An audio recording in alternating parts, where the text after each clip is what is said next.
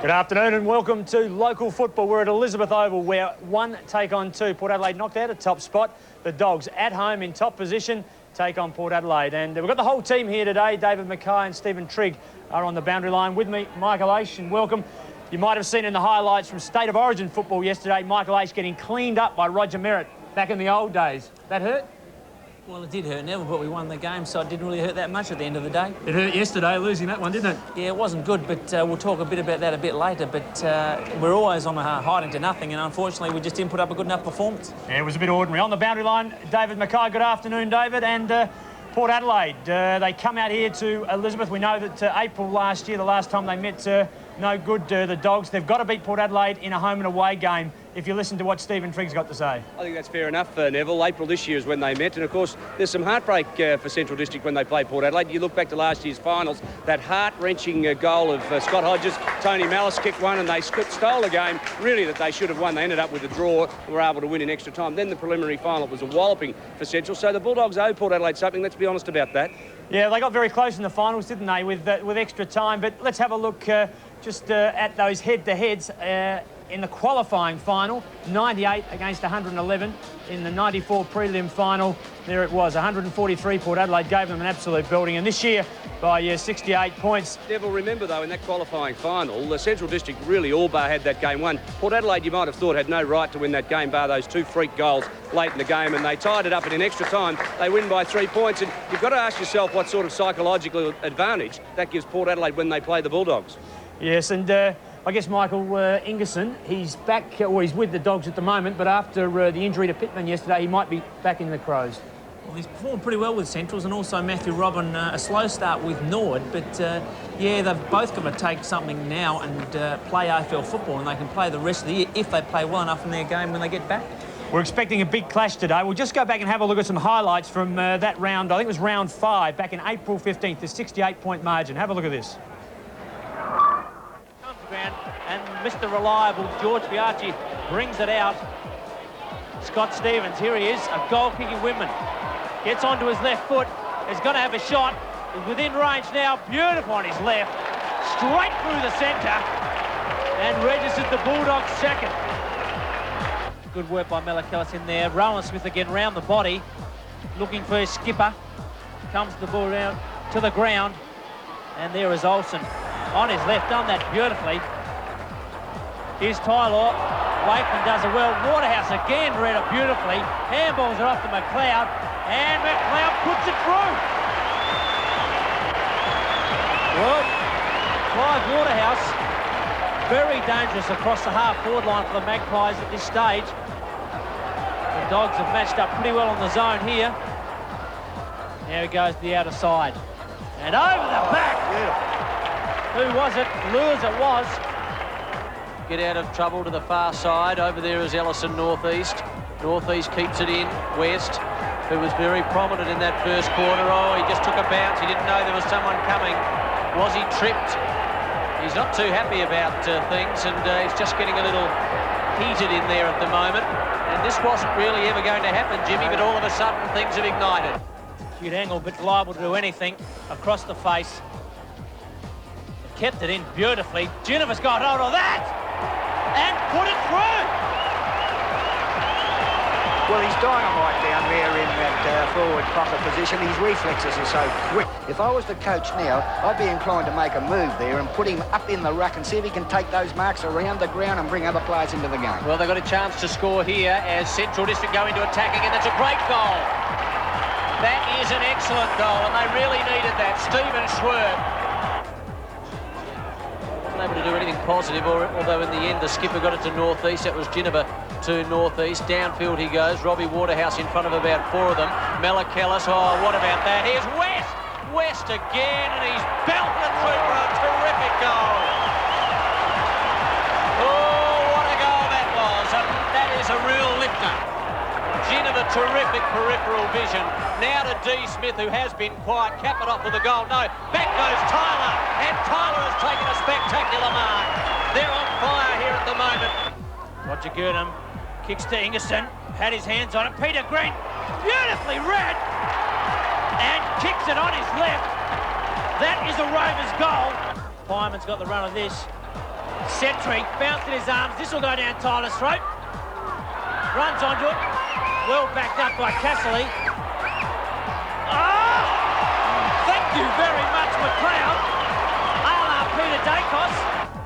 And McGowan on to Arnold, is it? Richardson's on the ground, takes a great grab in front on Benke. Thank you very much. No problems there.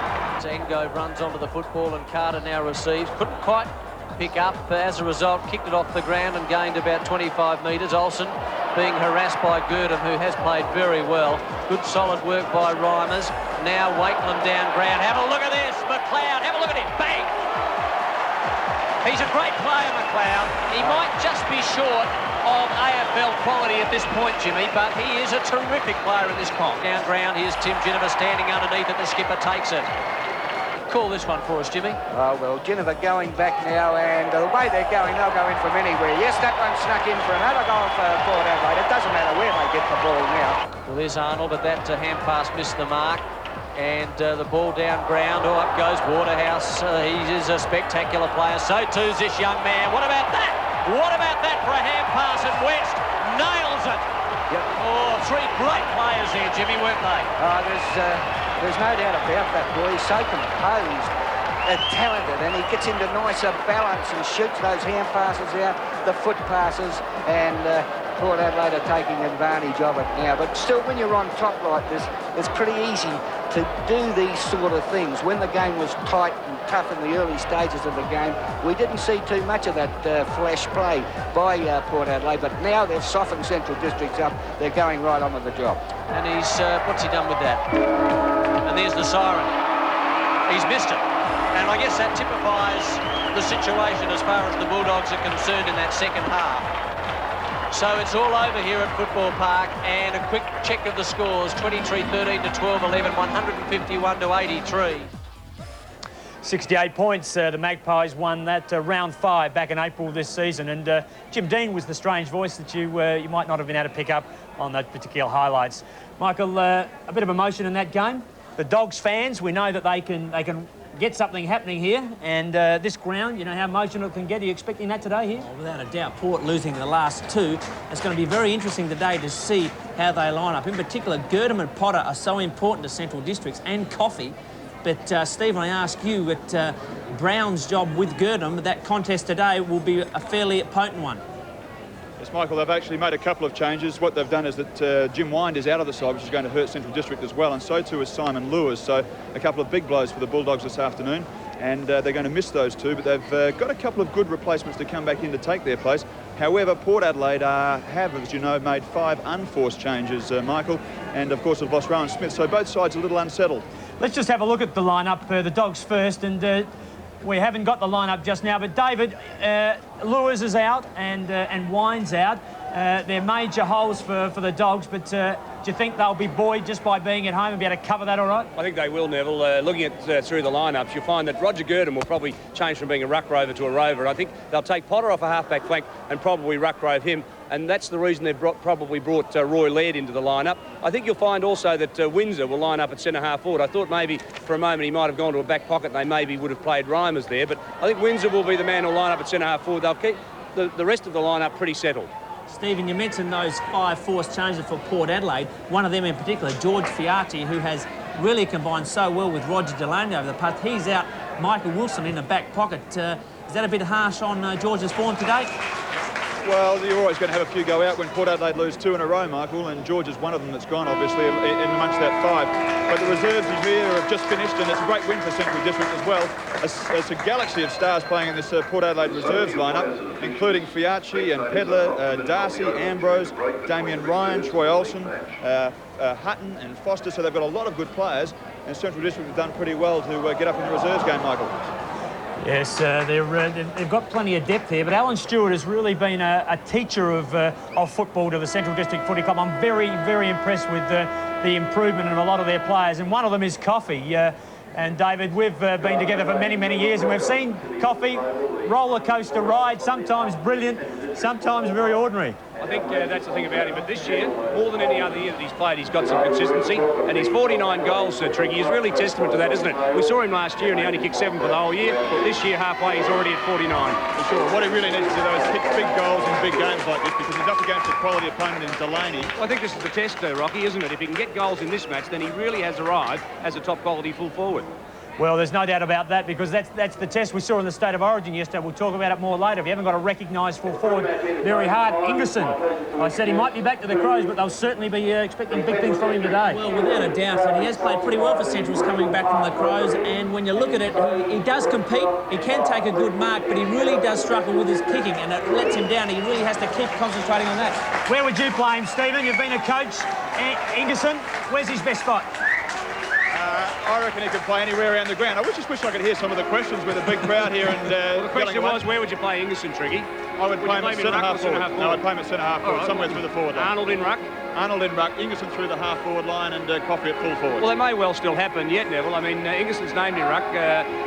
They've named Arnold in a forward pocket, but they may well switch even. You might find that Windsor might go to a forward pocket, and the two big men might change at centre-half forward. The thing you're talking about before, David, Neville and Michael, I can tell you, is I spoke to Alan Stewart yesterday, and he had a comment that it didn't matter whether they beat Port or they lost to Port through the minor round, because the finals were an entirely different game. But I suspect there's a bit of gamesmanship in that. They really need to beat Port. Tell you what he has done, Triggy. He's picked a side for finals. He's picked a very physical, aggressive side. In years gone by, they've had terrific runners. They win every game out here. Then they get into a pressure-packed physical contest in the finals, and they fail. This year, I think they're much more physical. And Stephen, Tyler at full forward. He's kicked quite a few goals this season. He's behind Covington, about third or fourth spot, but he's a focal point without Hodges. He's really filled that spot nicely. Well, no doubt about it. He's a good replacement of Ken Farmer medalist himself, but they've also got players like Waterhouse who can kick goals. The only little query I have about Central District is their ability to kick goals from half forward or a forward pocket. So if Grant Coffey has closed down Michael, I think it just causes a little problem for Central District, whereas Port Adelaide have Waterhouse. Olsen, I know, has gone back to the reserves, but Michael, Port just seem to have the better options around the flanks. Well, they do, and Waterhouse, he's fourth on the goal-kicking list with something like 29 goals, so they have got that option. Darren Smith, too, really can kick goals. He's been a bit down as we see some of the highlights. He really does read the ball well and is a sensational player. But when you look at Port in particular, David, Stephen Williams, 33, 34 years of age, he seems to have his best years in about 4. Well, he was runner-up in the best and fairest last year, so it means that at 33 his form was pretty good. He's talking about going on for another year or two, so there's no reason that he can't. Won't that be a terrific battle, the battle between him and McGowan in the centre of the field? If you look at Williams, he's just a burrowing player. He just fights very hard for the ball. He makes every possession count. Yeah, he's a super player. I mean, I'm a real fan of his because of it. He'll come into a game, he'll be unannounced, and he'll just cut you to ribbons. And he's the sort of player you think you can run off him, you can think you can leave him alone, but every now and then he just pops up. He'll kick 2 or 3 in a couple of minutes. David McKay, both sides, Neville, are full of runners. What about Timmy Geneva lining up against Girdham? That should be a good battle as well. Well, it'll be fantastic. I mean, Girdham just keeps going and going and going as well, and Timmy Geneva, we know how desperate he is. This ground will test Port Adelaide out. I'm just interested to see, with Central so pumped, so keen, top spot at place, just if they can really take it up to Port Adelaide. Because I read Stephen's article this morning about you've got to beat Port Adelaide during the minor round to be a chance in the majors. I know, David, you were busy during the week. You caught up with the coaches. They've had plenty to say. Let's have a listen to Alan Stewart. Alan, big match today. Top spot up for grabs. Yes, certainly we want to get that top spot today. I think we'll play well enough to get it. If Centrals win, they go 2 games clear, and that's not good. It's hard for us to pick up with 10 games to go then. But if we win, it just gives us a slight advantage with the run coming home, and it will just pep our players up. Our last game was pathetic. It wasn't good. We didn't hit the ball strong. We didn't tackle well. We did things, nowhere near what Port Adelaide does normally. So we have to make amends, David. Yeah, we didn't play 4 quarters of football last time, but today I'm sure that we can produce 4 even quarters of footy.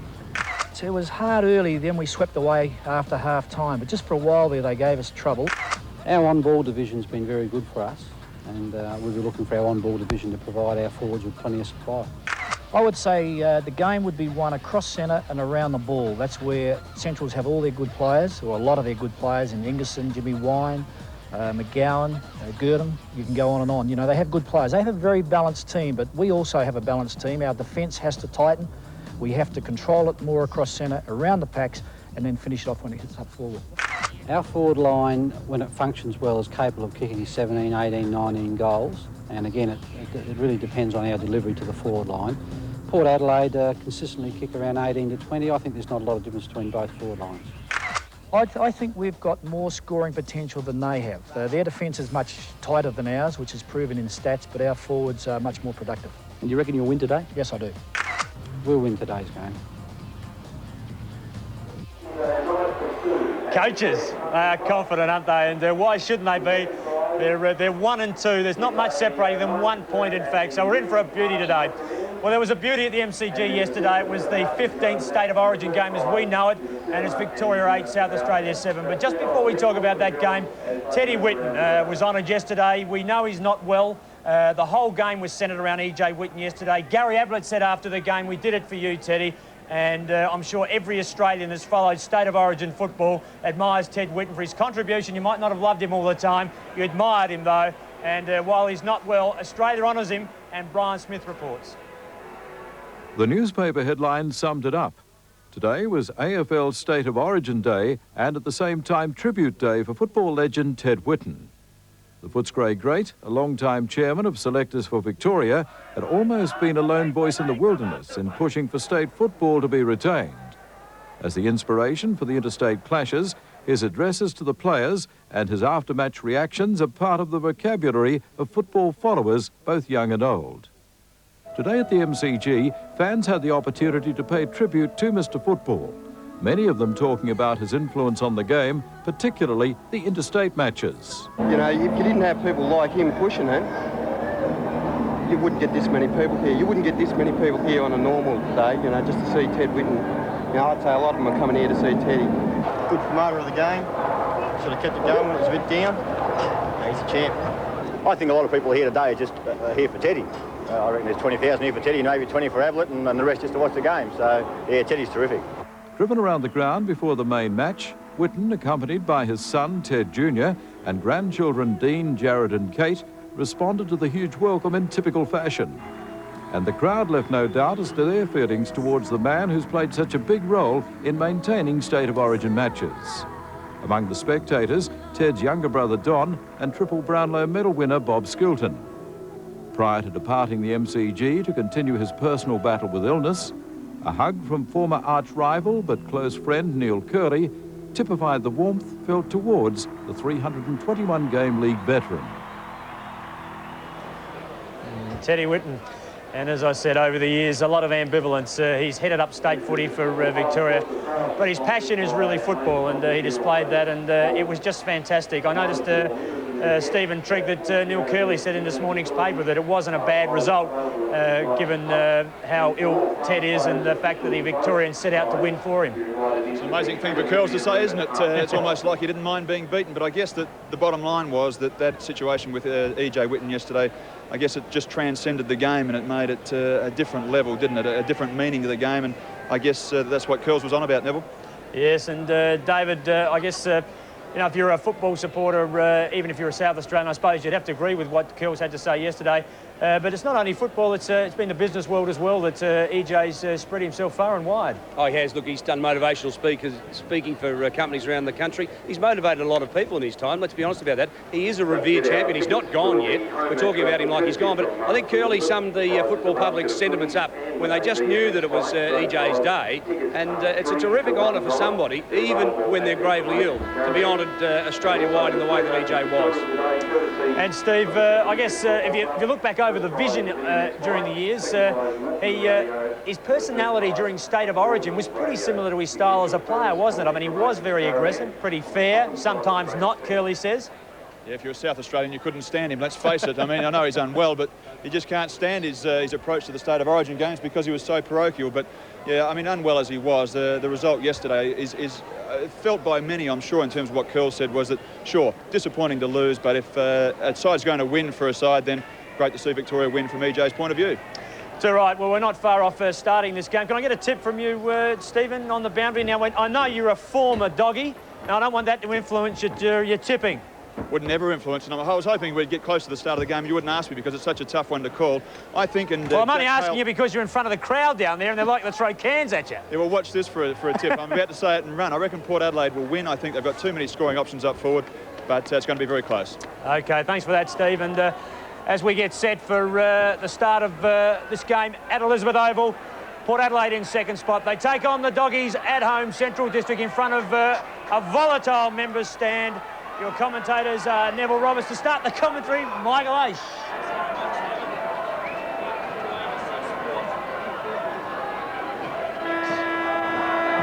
Just about to bounce the ball.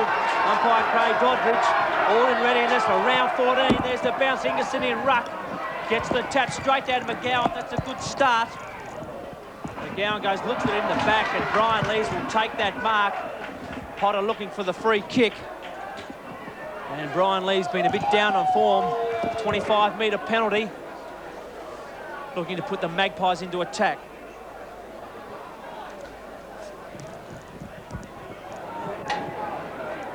Lees with the ball. Waterhouse. Big jump. Jennifer in the right spot. Goes to ground. Umpire will call for a bounce.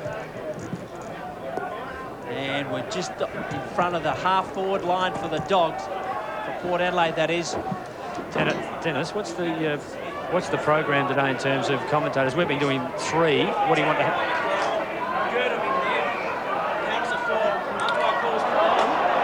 Williams all over the top of McGowan. Good and right over the top.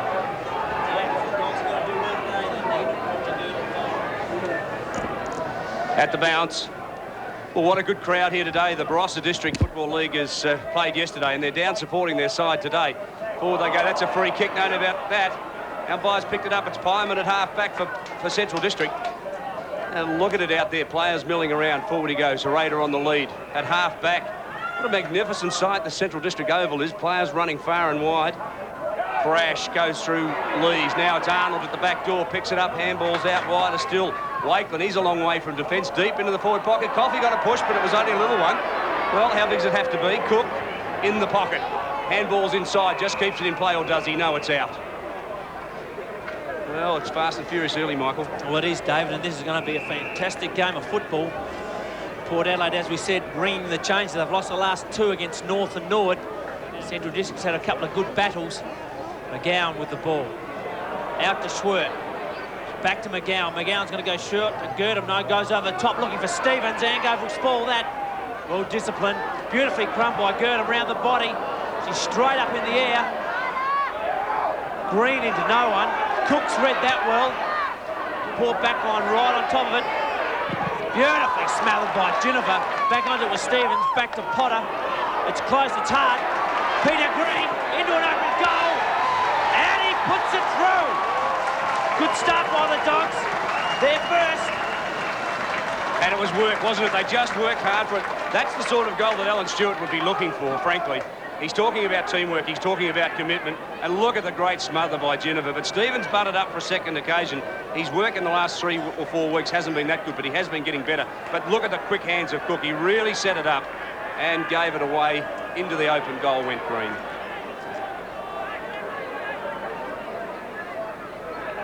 So the Dogs, a good start at home.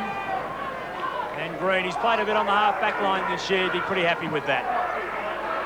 Ingerson loses that one to Mead. Wide. Carter. Ingerson's there as well. Loose ball. Through the centre they go, through Jennifer. The skipper puts it up towards half-forward, getting back his Reimers, and he does it pretty well. He wants to go on quickly. Was going to Stevens. Came back inside. There's a bounce, the big fella. Looks up and punches it straight to Stevens' Schwert. Pretty vocal crowd. We're right in front of the members. And off goes Coffey. That's the way it will go. Delaney with him. Play on. Beautifully done on that occasion from McKay. Went wide to Wilson. His kick half forward. Bodies go in. Pyman goes down, still down. Pretty tough bodies. It's tough and hard, and if Coffey wants to get a few kicks today, he cannot play for the free kick, particularly against their backman in Delaney, because he's very experienced on body. This game has the feel of a finals match, make no mistake about that. Cleverly done, McGowan. Inboard to Pyman. Here's a runner, a terrier. He delivers it to half forward, but the kick was short, and a free kick's been picked out. It's going Port Adelaide's way, and Mead will take the kick at half back. He brings it into West, midfield. Man by Girdham, just a bit too much pace to go around Girdham. Arnold pushed him after play on the call at the back. Reimers, now Scotty Lee, they'll need his toughness today. A hurried kick goes wide into space. Stevens shepherded beautifully for Green. Oh, great tackle out there. Engove did it superbly. Look at the Port Adelaide taking. Now it's Malakalis. Carter was in there and supporting off the ground. Goes Stevens. This is physical. Look at this. Bang! It's all over. The loose ball picked up by Engove. Great work by Lees and Scotty Lee. They really collided. I thought there was going to be an explosion, and West explodes out of the midfield. Delivers it to Williams at half forward. He ran underneath the ball. At the back was Borlase. Windsor just menacing, and across the line and out of play. Well, what a furious start. Well, it is, and some great contests, particularly Roger Girdham. Do you reckon he's going in at 1,000,000 miles an hour, throwing his body around, in particular for the Central Districts, along with Potter as well? 6-point lead, the Dogs, only a couple of minutes in it. Malakalis on the left boot, has a pop shot and is offline. Harada's the only one there. And the ball will come in. So what was a pretty cold, wet winter's morning has turned into almost a spring afternoon. There's little or no wind. There's sunshine. And it's good for one plays two. They set themselves. Up goes Mead. Punches it from behind. Stands over the top of it. They crowd around. And at the forward 50 for Port Adelaide, another bounce. Michael, these sorts of games are billed as Norwood and Port games. Centrals have emerged as a power. Without a doubt, their form, particularly last year and this year, with recruits like Laws and Potter, have been good. Ginnivan goes long. It'll bounce in the square where Waterhouse shepherded through. He lets it go. So Ginnivan gets his first. Port Adelaide's first. They're 1-1. They've hit the lead. Central's a one straight goal. And we've played just on 8 minutes into the first term. 6.5, I'm sorry. And great work by the skipper. Have a look at this, round the body. That's what Rovers are paid to do.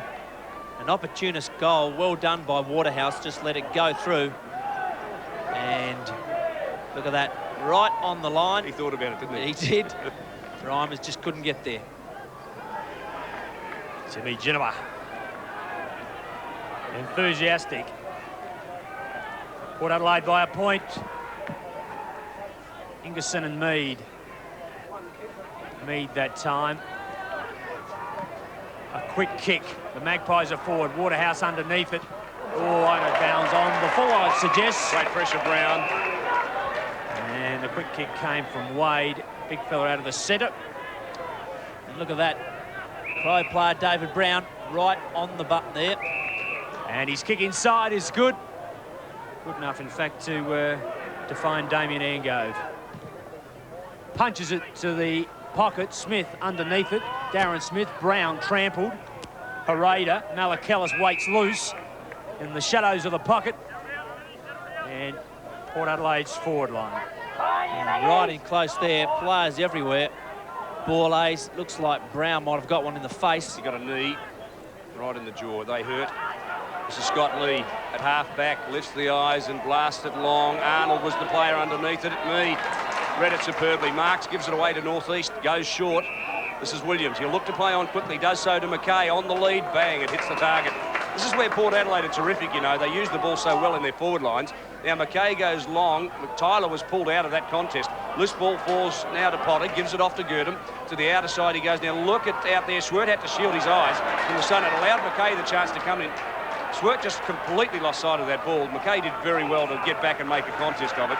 Well, he did exactly that. He had no chance of really running it down. Unfortunately for Swert, the sun was in his eyes and gave the opportunity for McKay to get his hands up. Nearly 9 minutes gone, first quarter. Sunday football, you're live on the ABC. Potter goes to ground. Williams has got him. Wade's in there. Quick handball forward came from Cook. Green on the left foot. A chance now for Lees. Working hard with Scotty Lee. Cook forward. Port Adelaide should wrap this up. They can raffle it. Tyler put it to ground. Gets a hand from Mead. And the chip short is good. Williams slips it out to Delaney. He's a pretty tidy kick normally. And he was giving Waterhouse every opportunity, but plenty of courage there. Absolutely. Have a look at Pyman. Courage. That's how he does it. He's committed always. Short now. Schwert finding plenty of the ball at half forward. Handballs it on to Scott Lee. They really are attacking from defence Central District. And short it goes, and Arnold just outside the 50-metre line marks in front of Lees. Brown off. Setri on. Well, they won't lose much there. Both mobile players. Forward goes Coffey underneath the ball. Northeast was back there. McGowan, the loose ball snaps. It's coming around. The crowd like it. McGowan likes it. It's a Bulldog goal. Well, you can stitch that up as soon as Ricky McGowan gets hold of the ball. He's read it beautifully. It's come back behind the pack. Good work by Ingerson. Northeast overrunning it. And have a look at that on the left. We'll put that through no problems at all. And McGowan, 8 touches to date. So a fine start by the Bulldog centreman. Pretty good effort, 8 touches. What are we at the 10, 11 minute mark?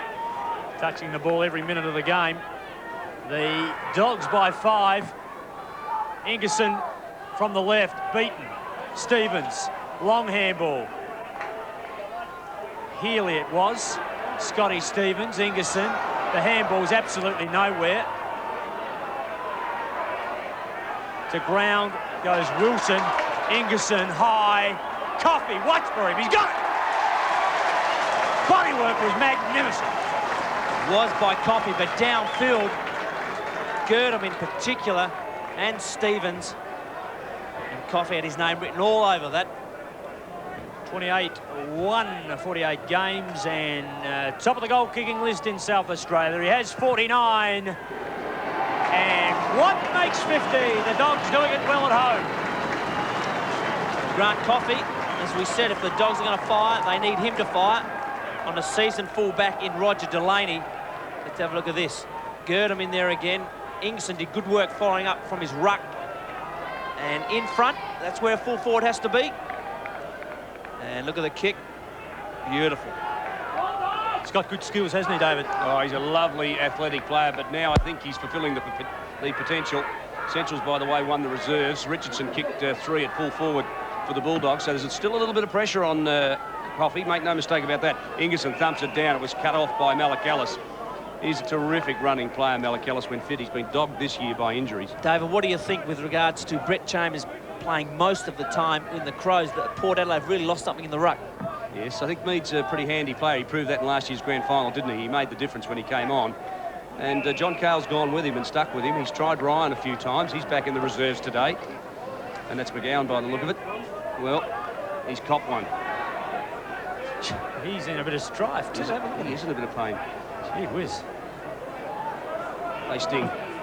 Right in the face with the ball, he copped it. Ingerson high over the pack, it falls down. Malakalis gives a bit of space and a bit of width to Ango. He runs forward, delivers it up. Ginniver got one hand to it. No, it was stolen by Scotty Lee. Isn't he whipping them out of that back pocket? This man's form has improved the last 2 weeks. We said he'd been quiet a month or so ago, but he is coming back. Arnold dragged the ground by Lees. I thought Ingerson might have played there, but they've named the big man. Well, Carter, you like that, straight into Schwert, I think. And Schwert hit the deck. There'll be no beg your pardons this afternoon. This is a game for keeps, make no mistake about that. And Centrals have got plenty of ammunition to fire at Port Adelaide. Well, Stuart would be conscious that you've got to take Port on physically, and I make no apology for saying that. Bruce Winter made a point of that during 93-94 with his successes over Port, David.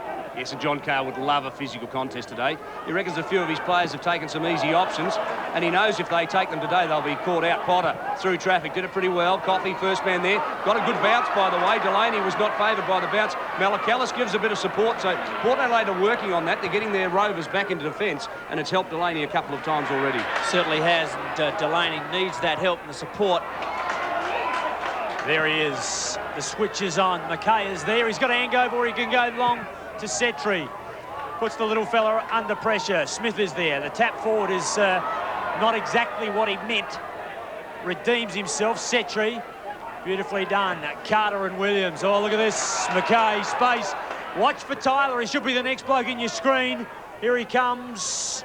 Beaten, in fact. That's Borlase. McKay, Healy's got him. Pretty high on him. McGowan coming off the ground. They're having a look at him in the bunker at the moment.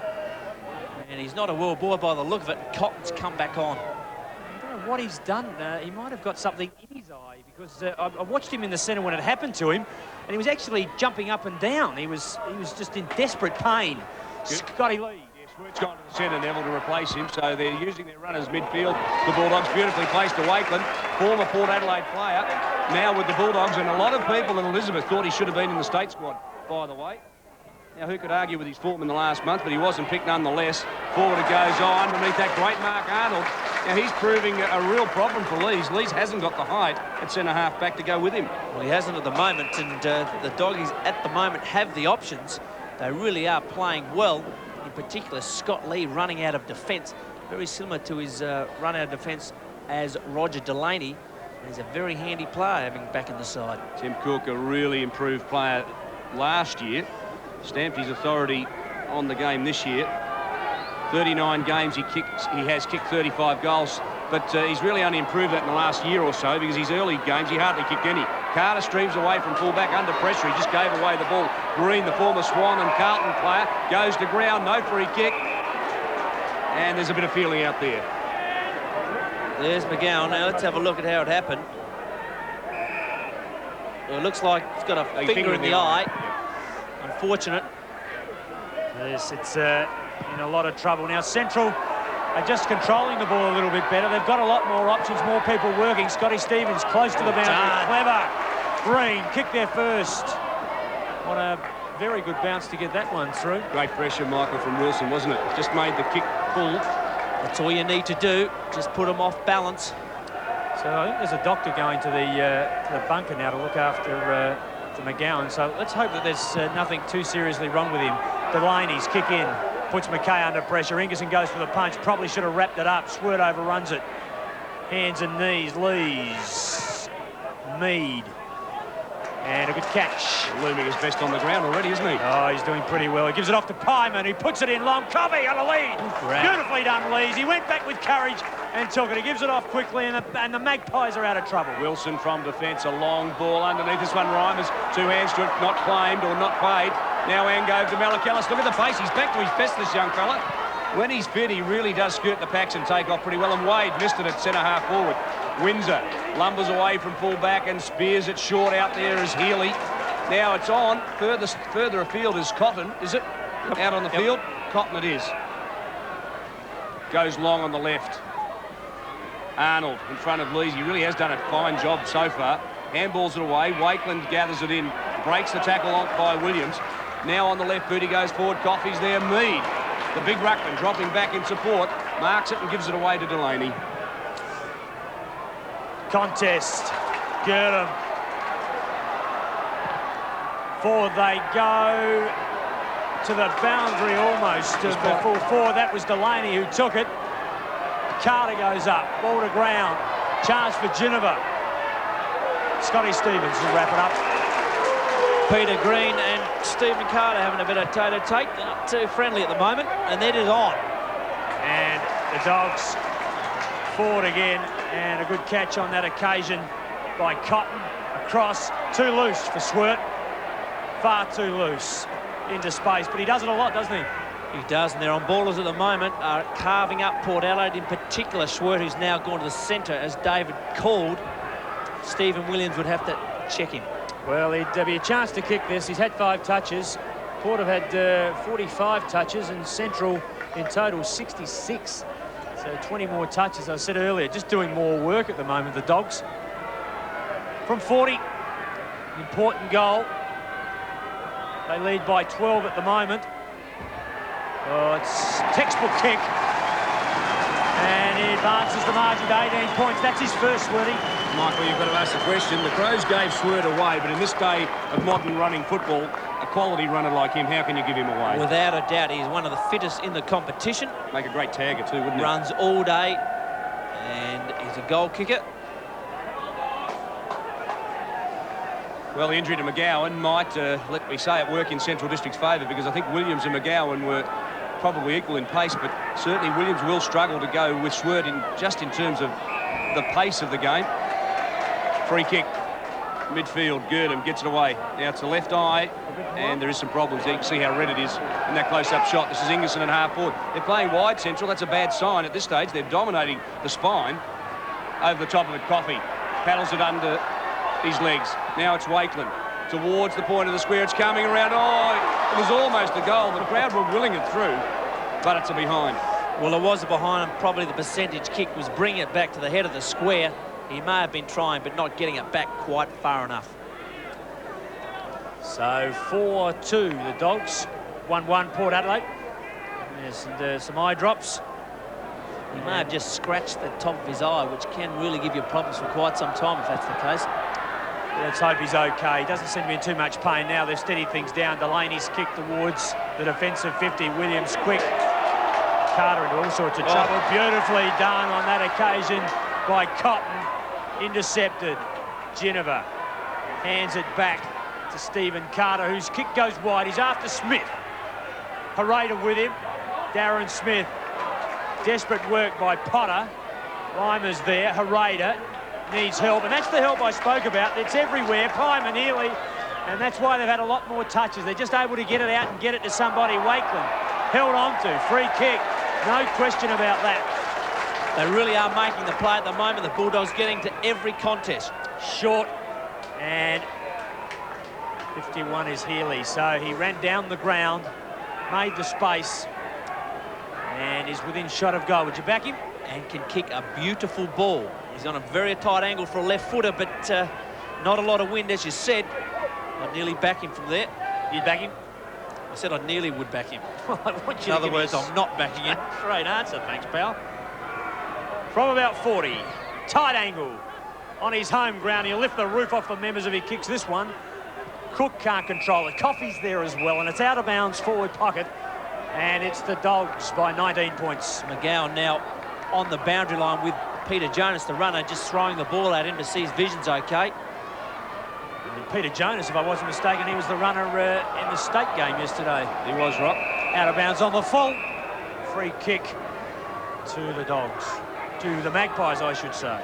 One of our best, wasn't he? Roger Delaney. You've been very unkind. You'll get yourself in the spot. Missed it. Ingerson got it. Give it off to Schwert. Further forward. Opportunity for Cook. He gathered the handball and pushed it forward. And that's all they're doing, Central. They're just shoveling the ball forward. Williams handballed it away.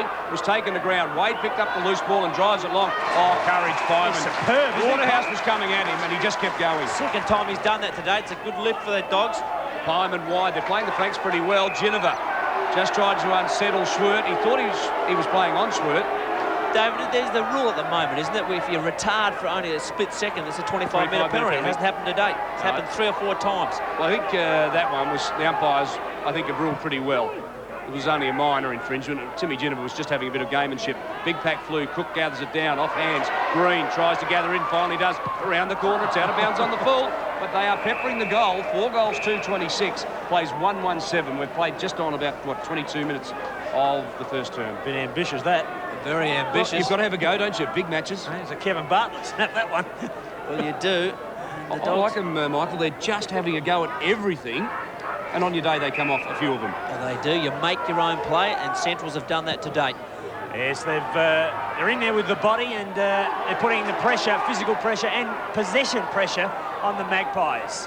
Well done, Malakalis. He's got time. Smith, maybe? Boulays. Couldn't. Back of the pack.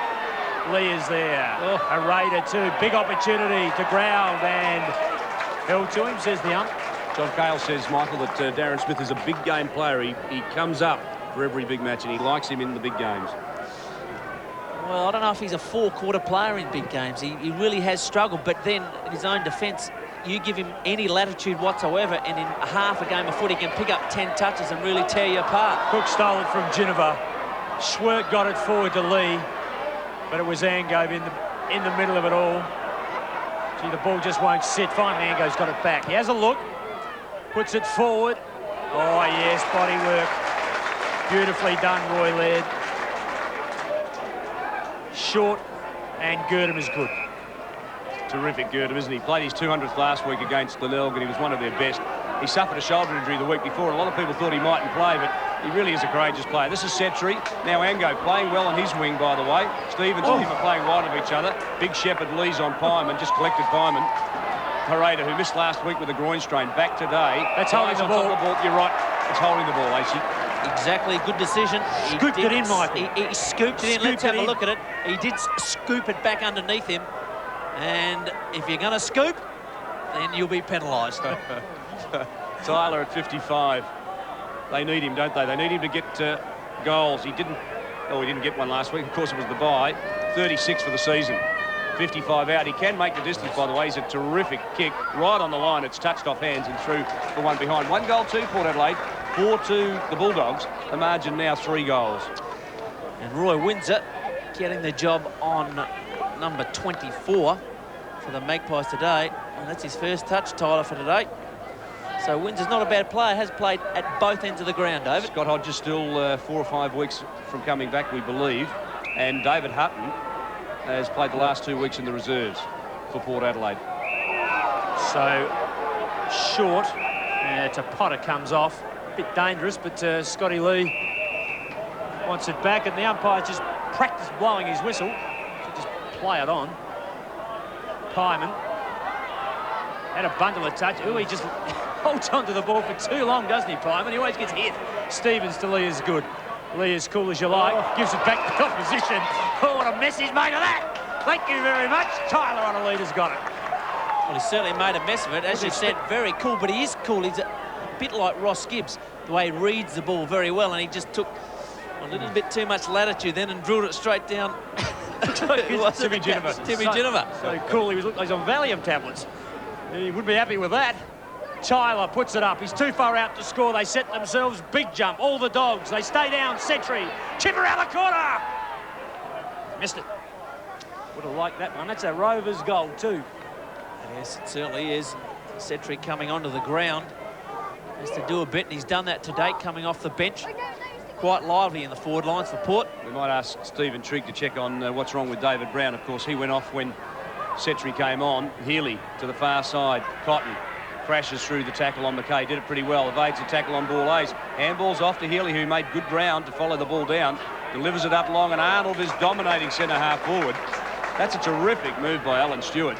Forced, of course, by the concussion of Simon Lewis last week, who couldn't take his place in the side then. They needed a forward, and they've got one. This man's not doing a bad job either. Rucking and playing forward is Ingerson. Coffey on the lead. Now, that's going to be too short. Green will need to work hard for it. Carter, one-handed attempt. Missed it. At the back door, Cotton on the left. Drills it around the corner. Shepherd is on. Wakeman's there, one-handed. And he's pushed off the ball. Play on, said the umpire. Wade did very well just to provide a body. Delaney goes to the boundary line. No, he goes for Wade, and Wade's pushed across the line. So play on the call, and Cook short. Well, we said it before, the running ability of Schwert is going to create trouble for Port Adelaide. And looking at this, should have forced it out, Aishi, before that, I thought. Just missed it. Definitely should have. Roger had the ball, was handballed it backwards. I think it was Wilson, couldn't quite get hold of it. And Potter has just drilled it to Schwert. It's interesting, John Cale has put Stephen Williams to a half-forward flank, so there's obviously been a change at midfield. He kicked one a bit from about the same spot the other side, Schwerty, earlier this quarter. He has. So one already. Goes for goal number 2. It splits the middle. 5 goals, 2 on the board for the Bulldogs. Plays 1 goal, 3 as Schwert gets his second. And we're 3 minutes into time on. And the vice-captain, Cook it was. Now let's have a look at this. Can't quite get it out of bounds. Delaney will pick the ball up. He'll handball back to Wade, I think it was. And good work by Green. Was good work, and Delaney's been around long enough to know that that ball should have been out of bounds. Though he had to play a spare, and he took the risk. It didn't come off. 5-2, 1-3, and it's feeling pretty good for the Dogs here at Elizabeth. I can tell you that right now. Mead gets the knock. Pyman, he owns the ball at the moment. He comes off a halfback with plenty of run on the left boot. Punch from behind, Girdham and Carter. This time Girdham, dummies. Coffey, and in the way Mead, beautifully done. Couldn't wrap it up, fumbles. That was Wade, I should say. Lean and athletic, confused them. Did pretty well, though, to make space, or to get into the space and intercept it, Aishi. The space, the scoop, it is all pretty good. They'd have to do that to cover that position for the fullback. In ruck, Mead thumps it down. Cook gives it away, 2-goal man. Swert goes for 3. It's offline. It'll be a point. No, Coffey marks right on the siren. Is the mark paid? Well, the umpire's indicated time on. He's given Coffey the mark. He can't run round. No, so he'll have to go back. Delaney just holds him, makes sure he plays on. Well, there's no point doing that. He can't play on anyway. The siren has sounded. We'll have a look at this. 23 points the margin. Now, if he plays on, it's dead, isn't it? Well, he won't play on. It's dead. Well, Hopefully he knows the rule. Well, I hope he does. Well, one of his teammates should be telling him, by the way, because he's just got to go back and kick in a direct line. Well, you're going to kick a drop punt or you're going to kick a... I'd just angle the ball out. Angle the ball, yes. And just try and bend it around, but he appears to be going, the way he's holding the ball, for a drop punt, and he will not play on, he cannot play on. No. He's kicked it across the face of goal. So 23 points the margin at quarter time. Central 5 goals, 2-32. Port Adelaide 1 goal, 3-9. And you must say, Michael, at this stage, Central District have provided all the run and all the attack, and they've taken their chances. Well, they've got first to every ball that's hit the deck. In particular, Swert has been, along with Lee, probably the most outstanding for Centrals. But you've got Girdham. Arnold at centre-half Arnold at centre-half forward. Stevens on the wing. But Girdham, as a captain, as a motivator, is absolutely marvellous on those tight situations. He really does hit in hard at the ball, set the opportunity up for the rest of his side, and if the players take it out of the book, they are sensational. So at quarter time here at Elizabeth Oval, Central District 5 goals, 2-32, lead Port Adelaide 1 goals, 3-9. The action coming to you live on ABC Sport.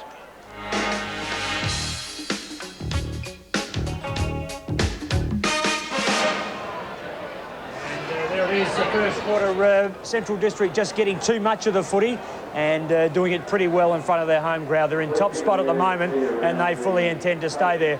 I've got Stephen Trigg on the boundary line, and Stephen, the first quarter, it'll be just the start that Alan Stewart wanted.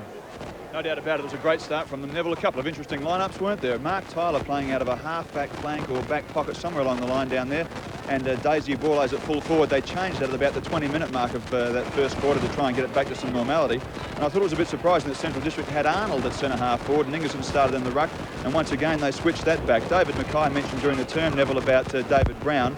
They are trying to treat him at the moment for a cheek injury, it would seem, and you're quite right about McGowan. He got something in the eye. The breeze is up. It's probably worth a couple, so don't underestimate it, Neville. Port Adelaide every good chance in the second term. The physical element of the game, I thought, in that first quarter, Stephen, something they had to do. And just looking at the stats, they had about 25 more handballs than Port Adelaide. Two things there. One, they're obviously doing more work, and they're providing, secondly, they're providing an option every time somebody is in trouble. Good, Judge. No chance of asking the question and answering it at the same time. You're quite right. They've got plenty of runners that are coming past and plenty of options there, and that's the difference at the moment. But they are giving themselves, Neville, first access to the footy as well. The tight-in contest, the tough work. They're really close at the footy and getting it first and setting up some good play. Okay, sorry, Steve. I won't do that. I'm getting bloody belting. I'm getting belting from David Mackay and Aishi all quarter, and I'll get it from you at quarter time. We've got some great highlights for you anyway. Have a look at these. Beautifully crumbed by Girdham around the body. She's straight up in the air. Green into no one. Cook's read that well. Poor backline right on top of it. Beautifully smothered by Ginniver. Back onto a Stevens, back to Potter. It's close, it's hard. Peter Green into an open goal. And he puts it through. Good start by the Dogs. Their form, particularly last year and this year, with recruits like Laws and Potter, have been good. Ginniver goes long, it'll bounce in the square where Waterhouse shepherded through, he lets it go. So Ginniver gets his first, Port Adelaide's first. Well, they won't lose much there, both mobile players. Forward goes Coffey underneath the ball. North East was back there, McGowan, the loose ball snaps. It's coming around, the crowd like it. McGowan likes it, it's a Bulldog goal. Healy it was. Scotty Stevens, Ingerson. The handball's absolutely nowhere. To ground goes Wilson. Ingerson high. Coffey, watch for him, he's got it! Rucking and playing forward is Ingerson. Coffey on the lead. Now that's going to be too short. Green will need to work hard for it. Carter one-handed attempt. Missed it. At the back door, Cotton on the left. Drills it around the corner. Shepherd is on. Wakeland's there, one-handed. And he's pushed off the ball. Play on, said the umpire. Wade did very well just to provide a body. Delaney goes to the boundary line. No, he goes for Wade. And Wade's pushed across the line. So play on the call. And Cook short. Well, we said it before. The running ability of Schwartz. And some good highlights there from first quarter action. There's the scoreboard at quarter time. The Dogs are 5-2-32. They lead Port Adelaide by 23 points, 139.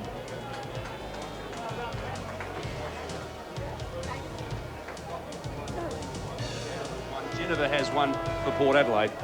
And the possessions today, well, you look at this, and Centrals have had 42 more possessions than Port Adelaide. Have a look at that, 70-45, and marks similar to what happened yesterday. There's 20 the difference there, and handballs, they are right on all over Port Adelaide. So the second quarter underway with Port Adelaide trailing by 23 points, but as Stephen Trink told us at quarter time, the breeze will favour Port Adelaide in this term.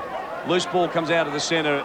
First man there, Northeast. Handballs it back to Lees, who was well beaten in the first quarter by Arnold, who was playing at centre-half forward.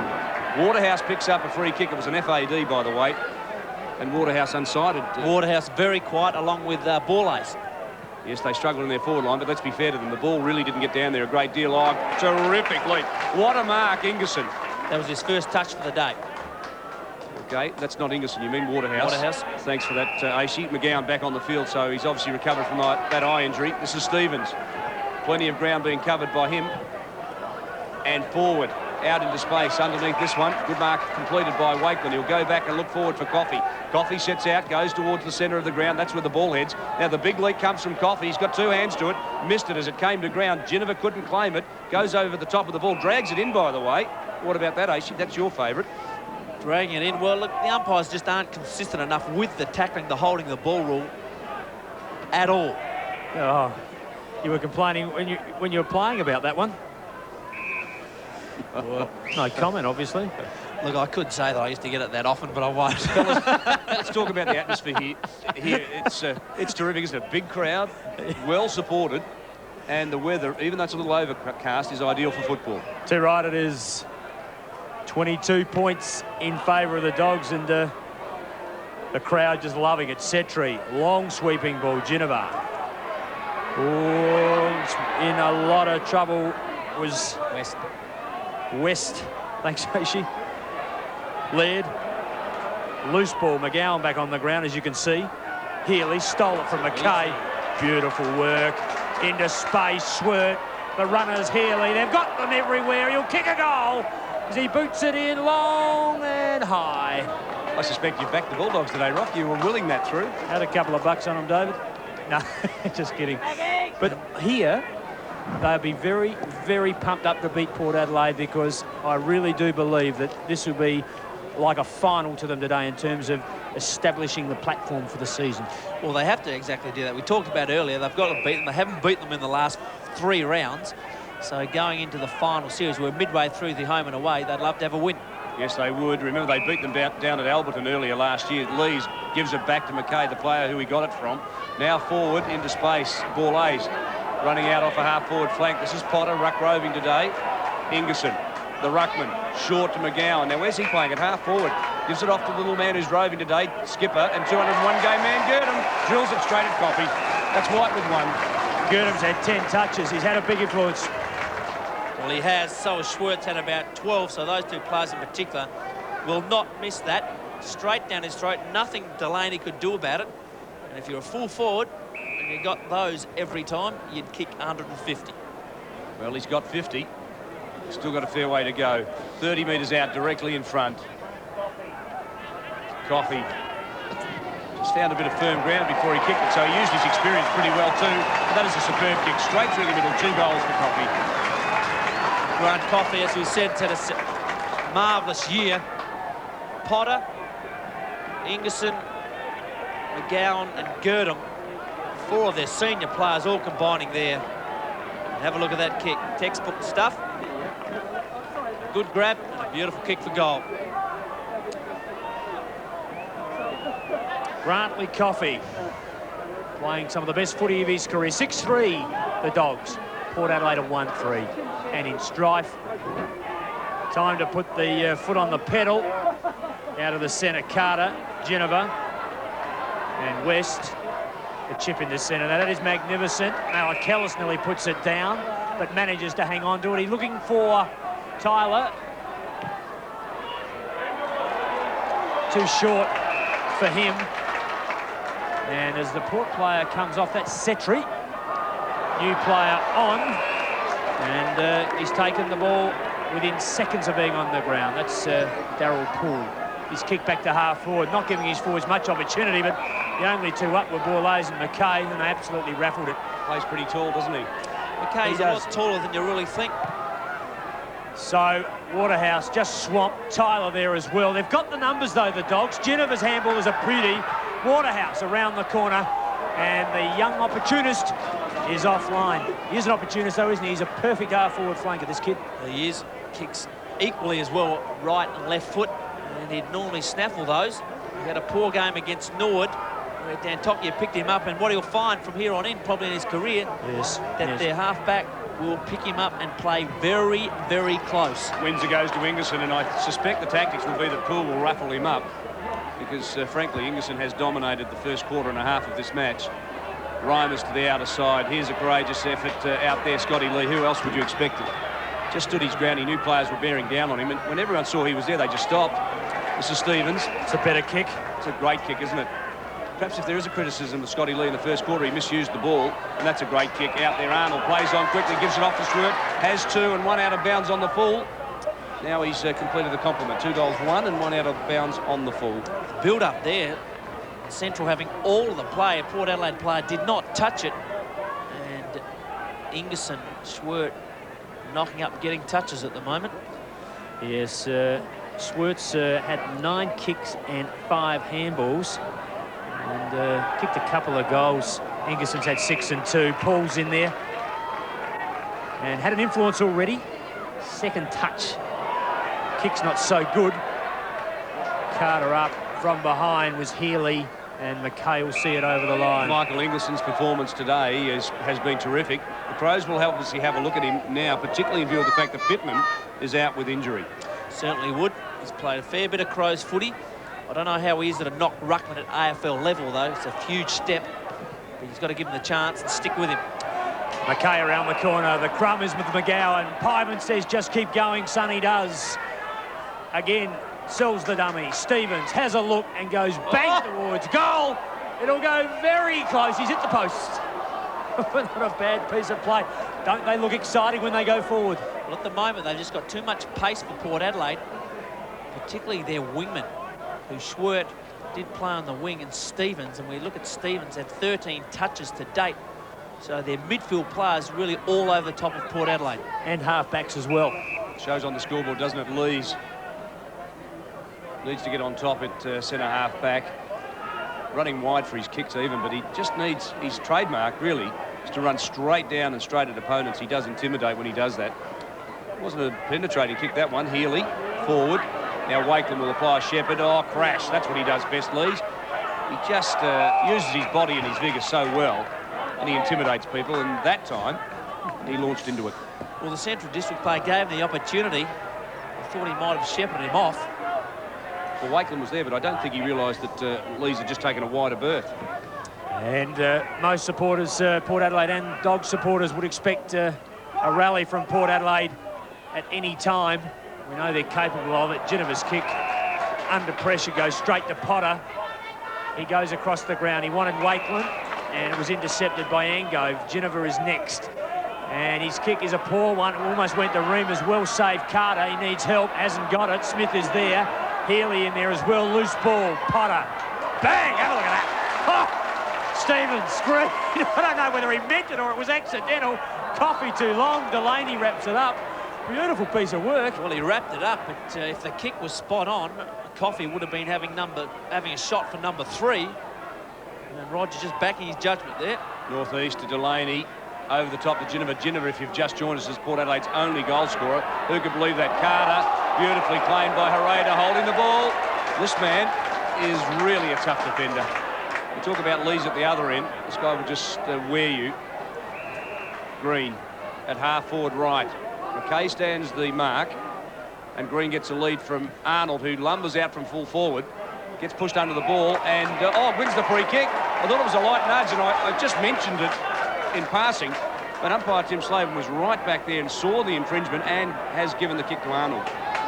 Yeah, I'd like to have another look at that.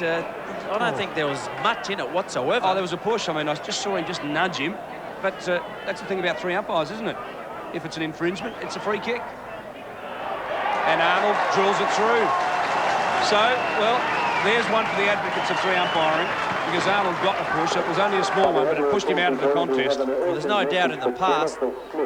Gee, I wouldn't have paid that whatsoever. The push was actually before that. Our picture actually picked up at the end of it, not at the start of it. He actually got pushed under it and then pulled back into the contest. So it was there early. 7-5. The Dogs, a 37-point margin over Port Adelaide. We've only kicked 1 goal, and we're 10 minutes in second quarter. And we've seen them in this position before. There's Daryl Poole, just on the ground. Ingerson from the right. No result. Beautifully done out of the centre to Geneva. Chance Malakellis overran it. Cook throws it forward. Loose swing at it by Stevens. This is Cook again, and he decides to go long. They set themselves. Oh, Girdham. He just played it with a lot of experience. He backed into the player. I think it was Wilson he backed into, and forced the free kick. There he is, Roger Girdham, number 10. He's skipper of the Dogs. They've turned it over, though. It's North East. Free kick to Borlase, hanging on downfield. Okay. Against Laird. Good work. Thanks for that, David. And short to North East. He's got it back. He's 50 out. Now the umpire comes in. Free kick and 50. Let's have a look at this. Michael. Well, I wouldn't have paid it. North East certainly put on a bit of an act, and it is not hard to put it over the umpires. What are you saying? It may have been, well, as a player in the past, there is no doubt that you can put it over the umpire time and time again and get away with it. No umpire's ball for you this year, Race. It took me 5 years to learn about that. North East, a goal. Now, you've got a chance to be nice to them now. Right, well, you take your wins and your losses, but there's no doubt that I don't think that was a 25 or a 15-metre penalty. Well, there's moments in football fields when umpiring decisions and players make the best of the moment. Well, he was there to compete. Second. Okay. Take your point. It wouldn't have been a 25-metre penalty for mine, that's for sure. North East gets a goal, and defenders are now being forced downfield to kick goals for Port Adelaide. John Carr would be extremely worried. They've lost 2. They went to the bye last week. He gave them the weekend off, by the way. He just thought that a lot of them had state commitments and weren't terribly fresh. Dropped 5 players, missed Rowan Smith, and he's looking for some hardness and some commitment today. Well, so far they haven't had it. Reimers, he stood his ground beautifully, chips it forward. This is Scott Stevens. Laird and Stevens look very similar. That was Stevens, I can assure you. Oh, and Wakeman, high above the pack, the former Port Adelaide player, flew for the ball and just couldn't quite complete the grab. He's played some fantastic footy in the back lines for Central District, now coming in the forward lines, and he can play a bit, this kid. Yes, he can. He's a versatile player and certainly a late bloomer. I think that would be the instruction. Stevens just pulled off the ball. Now Robbie West, where's he been? Goodness me, McGowan over the top of the ball. Malakellis is working hard. Ingerson's done beautifully in ruck. Poole nearly cleaned up Green. Green got through, but won a free kick for being held but not in possession. Well, that one was Tiggy Touchwood. The umpires have done a fair job today, let's say that from the outset. No soft free kicks other than probably that one have been paid. This is Lees to the grandstand side, a clearing kick. Ango out there opposed to Healy, a light push, ball's out of play, there'll be a throw in. Yeah, there's been plenty of debate over the last couple of weeks about deliberate kicking out of bounds or the player running the ball out of bounds. Now, leave it as it is, I can say kicking out of bounds, leave it, but I think the umpires can certainly, and when I talk about putting it over the umpires, when the players really don't try to keep it in whatsoever, the umpires don't ping them often enough. To waste the time, that rule, they ought to just scrap it. Malakellis, beautifully done, through the centre. Tries to give an opportunity to Geneva. He's out-bodied by Lee, and that was a beautiful piece of work by Scotty Lee. He takes Geneva on front up.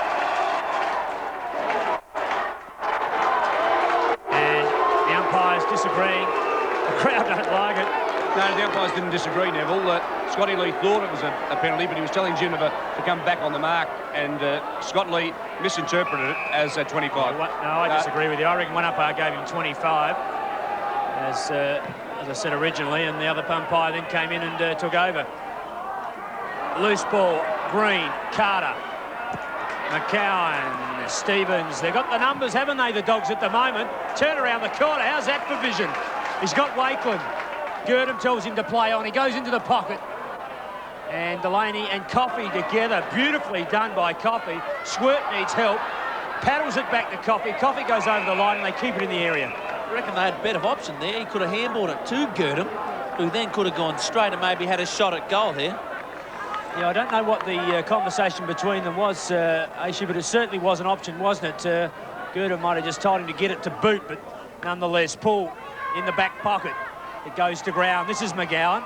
Quick handball. Cook, who's had plenty of it, and out of bounds on the foot. Malakalis, he's been terrific today. He hasn't found a lot of the ball, but he really has fought hard for everything. He's applied plenty of pressure. And in doing so, applying the tackle on Cook, he wins himself a free kick. Mead was looking to take it. The umpire sends Malakalis back to take the kick. Angove short, but they need to go long, Port Adelaide. This is most unlike them, the way they played this short game. Potter over the top, gathers it in. Loose ball there, ricochets out in the direction of Northeast. Around the corner to Carter. Now, they need a lift from this man. They need him to really run off a half-back flank. This time he does it. Over the top, bang, he crashes into Laird. That was good work, Carter. Daisy Borlase goes forward for Tyler. One-on-one with Windsor, and finally, one-on-win Tyler gets it.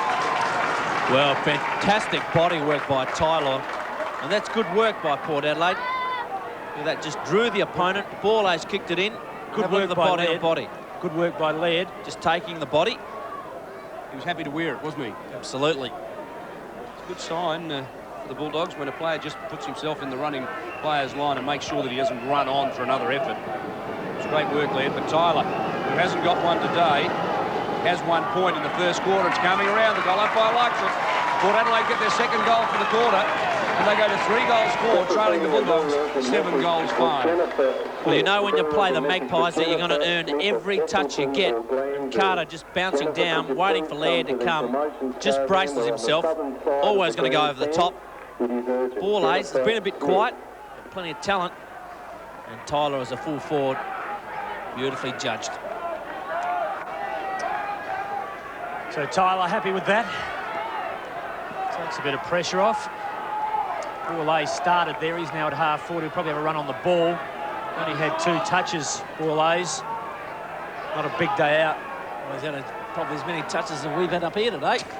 Haven't made a mistake yet, Aishi. We haven't. 7-5, 3-4 the Dogs. Port Adelaide are coming back at them, though. McGowan's caught with a footy. He's been unloaded. Potter goes to ground. Paul's in there. And he's made a bit of a difference, Paul, since he's come on the ground. He has, and David, you are never, ever too far in front of Port Adelaide.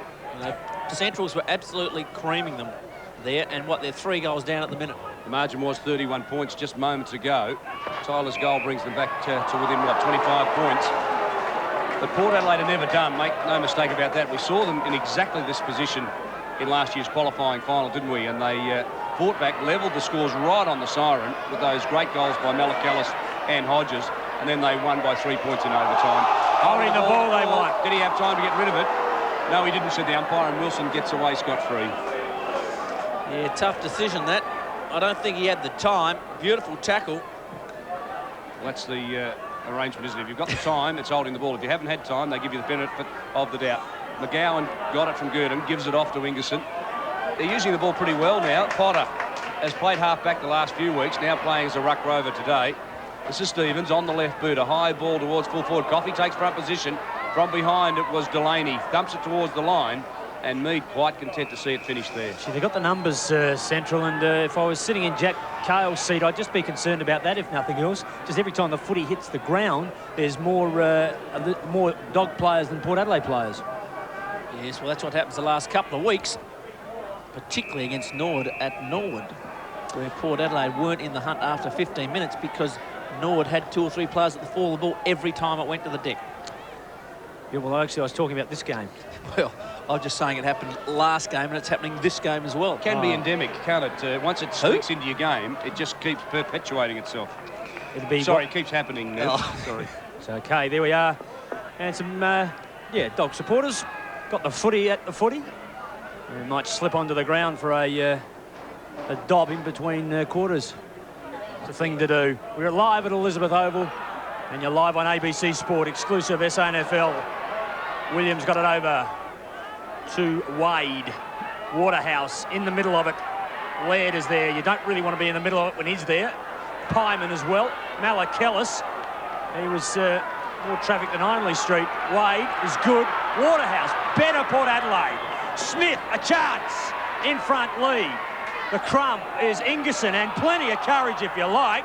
To ground they go, Hereda, and they won it back through sheer desperation. Well, they did, and it was the second high tackle that was paid, and a terrible kick for Smith to intercept. Yes, Smith can explode and cause problems. So half forward he goes, underneath it Laird. Now let's see what he does with this one. Handballs it off the running player in Reimers, whose start of the season was horrible, but really has improved in the last month. Scotty Lee, they welcome him back to a back pocket. Crashing through behind play was Tyler. Underneath this one, Schwert, thumped away by North East. Then forward, Green. Covered plenty of ground with that thump forward too, by the way. Schwert tried to toe poke it forward. You weren't happy, Rock? Well, when we talk about kicking in danger, let's have a look at that. He's just toe poked it. That's kicking in danger. Gee whiz. Comment, Neville Roberts. Well, do you disagree, you two? I mean, that is just so soft. The only bloke who matters is the umpire. He gave the decision. We can't even get a commitment out of either of you. You're going to let me hang on it, eh? I backed you in. Thanks, no, mate. he So did. it was a toe poke. I think there was support there, Rock. Sorry, you misconstrued us. Behind. And Malachellis just pushed the ground. Malachellis. And a free kick. Potter gets it in front of the grandstand wing. Goes to half forward. Arnold with the big fly from behind. Now, North East has got the job back there, so Lees has obviously gone to a half-back flank, I'd suggest.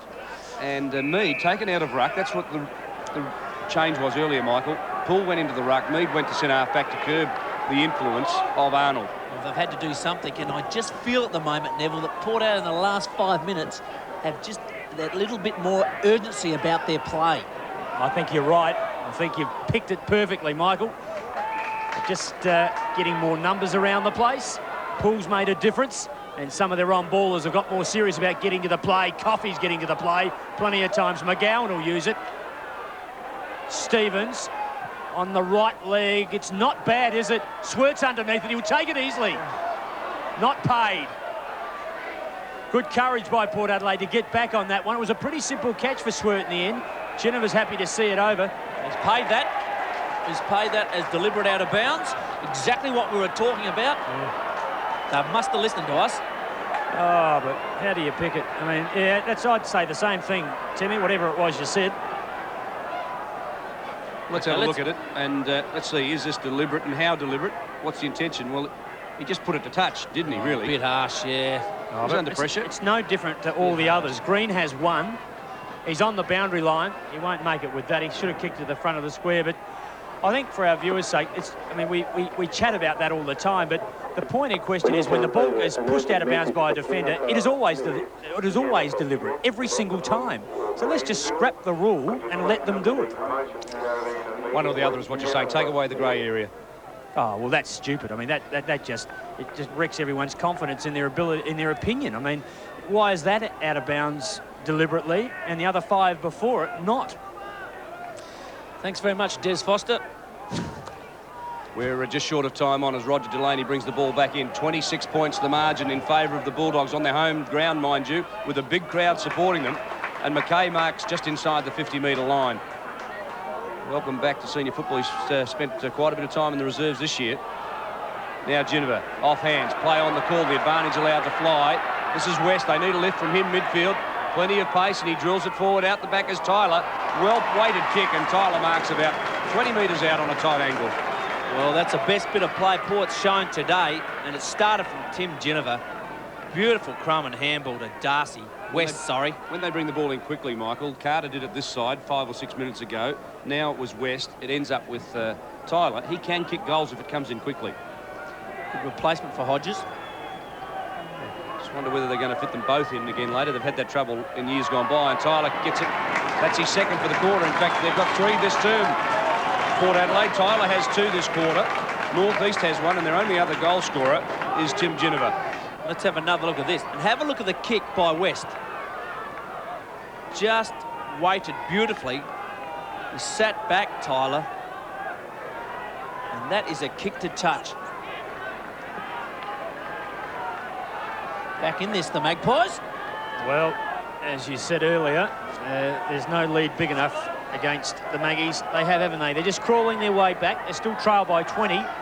And if I was Alan Stewart, I'd just like another goal to go into half-time to settle down on. And, of course, Jack Carl will be saying the same thing. 7-6 plays 4-4. Forward they go. Green. Out comes Coffey. Couldn't control it. A chance for Arnold. And in the middle of that Magpie nest, they pick up the player. It's number 6, which is Tim Cook. Bringing McGowan back onto the ground when Swert was doing so well in the centre. Is that a good move? When who was going so well? Swert. Swert Alanchu after Girdham kicks his goal, if he does. Delaney. Good point. But I think the whole balance of their side was built around McGowan there, and I think over the whole day it'll prove to be right. I think it was just terrific that Swert could patch the gap. But he has proved to be pretty damaging everywhere he's been, and he's a great kick getter anywhere. They need McGowan firing. He gets plenty of touches.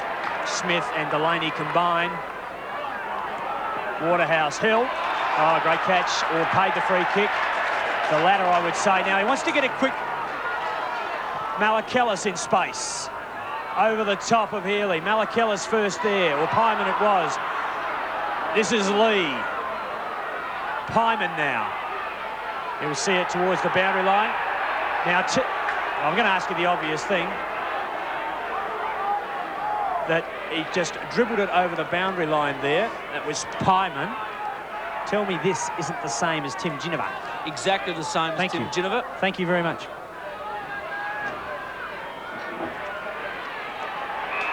Stevens under pressure from Ginnivan. It's out of play, there'll be a throw in. The ball comes back in, Ingerson streams there. First man there, thumps the ball forward. It'll end up across the line at will. We've played just on 26.5 minutes, and there's Alan Stewart. At this stage, he'd be happy, but as he well knows, there's a long way to go in a football match. There's still 2 quarters to go, and they've been in this position before with Port Adelaide. Even earlier in the year, they were pretty much in charge in the first half of the match, and Port Adelaide ran over them in the second half, and in the finish, I think the margin was 10 or 11 goals. At the back door, Arnold playing very well, but he has been curbed by the influence of Mead. Northeast crashes through, gets away a kick of sorts, but under pressure it didn't go too far, and it's cut off by Girdham. He chips it in even shorter, and underneath this one, Stevens. He'll look to play on. He can give it off to Potter, or he can go long on the left boot. That's exactly what he does. Oh, there's a free. No, see the umpire. Delaney must have tripped himself. Lees, a high ball. Carter, Green, good contest. Green forces the ball forward in space. Cook's there. Play on, said the umpire, and now it's a free kick. Well, he had hold of the ball, and there was plenty of Central's players there, but they couldn't get it out of Girdham. This is Angove towards McKay. We've said he plays tall, but it's up across the line by Healy, who came down on the buttock, and McKay didn't like the extra treatment. It's a long-ranging player, Healy. He's a terrific running type. Very underrated player, Daniel Healy. Got plenty of talent. Those left footers, they're beautiful deliverers of the ball. Poole in traffic. Head down, forces the ball clear. And now the umpire indicates he'll have a bounce. 44, Cotton. It's Jared Cotton, started on the interchange bench, came on for a run late in the first term. We'll try and pick up who's coming off. Good work there. Was Northeast. Bundles it forward. Hurry kick forward, Carter. Taken away by Girdham. Gets support from Roy Laird. Off a half-back flank. He blasts it long to the square. Now the pack sets himself. Who can mark it? Nobody. Loose ball falls to Northeast, and he just hurries it across the line. Well, we've played 3.5 minutes of time on. And Paul Northeast, who won Port Adelaide's best and fairest a few years back, has been a terrific player, including a state player. And he doesn't give too much away at half-back. There he is again. Works half of the ball. Borlay's having a run on the ball now, Michael, trying to get into the game. Well, they needed to do something, and coach John Carl, putting Borlays, who spent most of that first term, all of the first term, and a bit of the second at half forward. They've got plenty of talent, Borlays.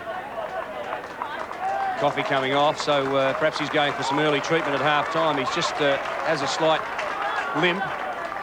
Just favouring it. Lees goes forward. Hyman, who started the game so wonderfully well in the first term, gives it off. Gurdon, short, Potter, and even shorter is Schwert. Now he's 50 out. He won't make the distance. That's a big kick for goal. He's got a kick from about 60. And Coffey just limping off. Hopefully not too much wrong there. He has 2 goals, Grant Coffey, both in the first quarter. He hasn't got one this term. Delaney has given him terrific treatment, but the ball has come in somewhat slower and a bit erratic at times. The Schwert kick, I said he wouldn't make the distance. Well, will he make a liar of me? No, right on the square. It's thumped across the line by Delaney, who came down on his ankle, and I just worry for Roger Delaney because he really is writhing in pain in the goal square. Just slowly getting to his feet now. Yes, it is the ankle, I suspected. And one would hope that that's been strapped. So not good news for Port Adelaide as Roger goes deep to a back pocket. Let's just see what happened, Michael. Well, there's a pack of players. He's behind. He's just turned round, and yes, just slightly over that ankle. So he's still hobbling, but he's still on the ground. Wilson did very well. He dispossessed Ingerson, and the ball ricochets across the line. Wade couldn't get there in time. And Roger's up and about, and they do sting for a few minutes, but he'll have half-time to get treatment. Well, sometimes, David, in that respect at half-time, you really want to keep going on it for a while to keep it warm. You do. The siren sound. So there it is at half-time at Elizabeth Oval. The margin back to 21 points in favour of the Bulldogs. And the margin, yes, 21 points down here at Elizabeth Oval. And Central Districts, after having a fine first term, came out and kicked 2 quick goals. And it looked like they were going to run away with this game till half-time. But to Port Adelaide's credit, they came back into the play. You're never too far in front of the Magpies. They really did perform. In particular, their on-ballers in Ginnivan and West started to get on top of Schwert, McGowan and Potter. Well, they started to run, didn't they, Port Adelaide, from defence. That's particularly where they got their drive. Exactly, and really the on-ballers gave their best, so they weren't able to get the Central District forward lines full use of the ball. Darren Smith in screen. Hugh Reimers comes off. He's done a pretty good job. So too Schwert. He has 2 goals, 1 as we go to the half-time break here at Elizabeth Oval. Central District 7 goals, 7, 49. Lead Port 4 goals, 4, 28. All the action coming to you live on ABC Sport.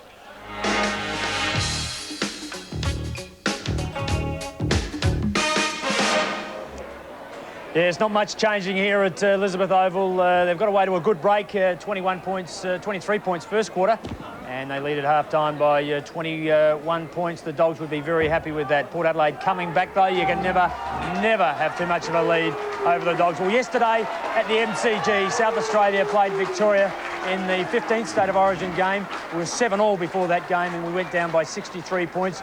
We were without Kernahan, Modra, McGuinness, but their only excuses really in the end were absolutely trounced by a far better Victoria.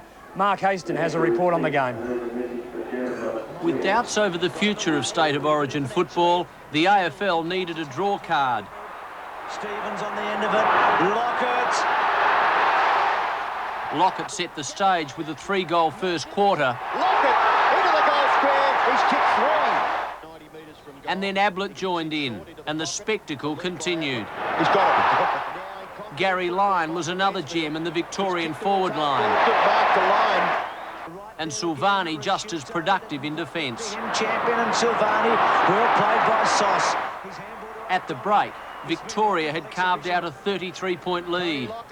The Victorians continued their blitzkrieg in the second term, Lockett figuring with monotonous regularity. Bayes off the right foot, great kick. And Lockett made ground like you've never seen Tony Lockett do before. South Australia worked hard for its goals, but with only 3 in the first half, the odds seemed insurmountable. The Victorians sealed the match during the third quarter with a 6-goal burst, Lockett and Ablett again featuring. South Australian captain Chris McDermott watched from the bench as his side failed to fold completely. The last term, the Crow Eaters' best. Lockett and Ablett have kicked over 1,800 goals between them. Under gloomy skies, they booted 11 together. And he will find Ablett. A fitting result with so much at stake. Slide angle, and yes, he's kicked it. That's it. The Vicks have won it. A famous victory. 18-12 to 8-9, 120 plays, 57, 63-point margin, and terrible, isn't it? What are you laughing at? No, well, it was a shocking result and you were laughing. You were captain of the state. You played in some winning games. It wasn't good for South Australian football, but when you look at the side, you mentioned those names before, they really were on a hiding to nothing. And to start, I know in hindsight you can think, well, what they did, but they started Viney and Bickley, who are two of the best ball getters at AFL level, on the bench. Now, on a day like that, why wouldn't you start them? Yeah, I guess David Mackay and Stephen Trigger on the boundary line. Firstly, David, we've got to ask about McIntosh. Wet day, the ground would have suited him. Were there a lot better players overall than him? I mean, should he got a chance? I think that's a fair comment, Neville. I mean, I was one of the players who said McIntosh in that sphere, tough game, wet conditions, would be ideal. And I think we needed an inspirational leader, didn't we? We needed somebody to balance the E.J. Whitten factor. Not that perhaps Macca has got that authority, but he's well respected by all and sundry. I think they really could have used his inspiration. They just really had very little. And Stephen, around the ground, Mansfield, O'Donnell, Burke, Couch, Hocking. I mean, you could talk about the forward line, but just their runners. I mean, it was one of the best sides I think I've ever seen for Victoria. Yeah, they're all pretty good players, aren't they? No doubt about that. Our on-ballers, I reckon, had an off day. Johnny Platten was probably the most productive of them, along with Andrew Jarman. With some boys who had some downers, though. Bradley, Darren Jarman and company had very, very quiet days. But what about up the front? I know that you can talk about the midfield power, but if you haven't got any people to finish it off, then you're in strife. But if you've got Ablett and Lockett up the front, I wouldn't want to be playing at fullback, quite frankly. Fair comment. Kernahan, I mean, you've got to say, Cornty's been lucky to have him for the last 10 years. You've played in games, and we've all been lucky to play alongside him. I don't think I've ever played alongside a player who's got more authority in the forward line than Stephen Kernahan, and we missed him yesterday. Well, we missed him without doubt. I'm not sure whether the implication there, Neville, is that Cornsey was so reliant on Kernahan. I know that Kernahan kicked 10 in the late 80s, and it was a game that we won by 60-odd points, so his influence has been, well, I guess, omnipotent. But, you know, Graham's got a great record. It's just yesterday he was outgunned. There's no doubt about that. There were far, far too many good players for Victoria. They had a reason to play for, and they thumped us, and it was pretty disappointing to watch, quite frankly. Well, David, when you talk about, sorry, Neville, when you talk about the forward line, you've got Champion, who's a renowned full-back, and you're starting him at full forward now, a pretty strange move. Look, I've got to say to you, I had some real problems with that personally. Now, it's always easy to criticise after the event, but to be blunt, I wouldn't have played Champion. I mean, that's no disrespect to him. He's been a terrific player, hasn't he, Triggy? But you said to me you would play him no, if there was nothing better to play. No, I've got to say to you, I think there were quite a number. I would have probably played Charm as well before him. Like a lot of people out here have even called for Shane Wakeland, but Champion really hasn't done enough at that level. And full forward particularly. Oh, even at full forward, even at full back. I thought if you were going to play him, you had to play on Lockett. And who would you have played at full forward then? Well, I probably would have played Brett Chalmers, frankly. I would have gone the same way the Crows went. I think Robert Shaw's worked it out pretty well. We needed a big focal point. And would it have made a difference? Would we have won? I think no, we were going to be outgunned. I don't think we could have won it. I don't think we had a chance to win it. So maybe for the first time in 5 years, Victoria had a full complement. Lockett played, Lowe played, Ablett played, and they're players who historically have ruled themselves out. Just with, they've almost feigned injuries, haven't they? Well, they have, and the bottom line is that if you add people like Lyon across the half-forward line, Neville, you've got a pretty classy outfit.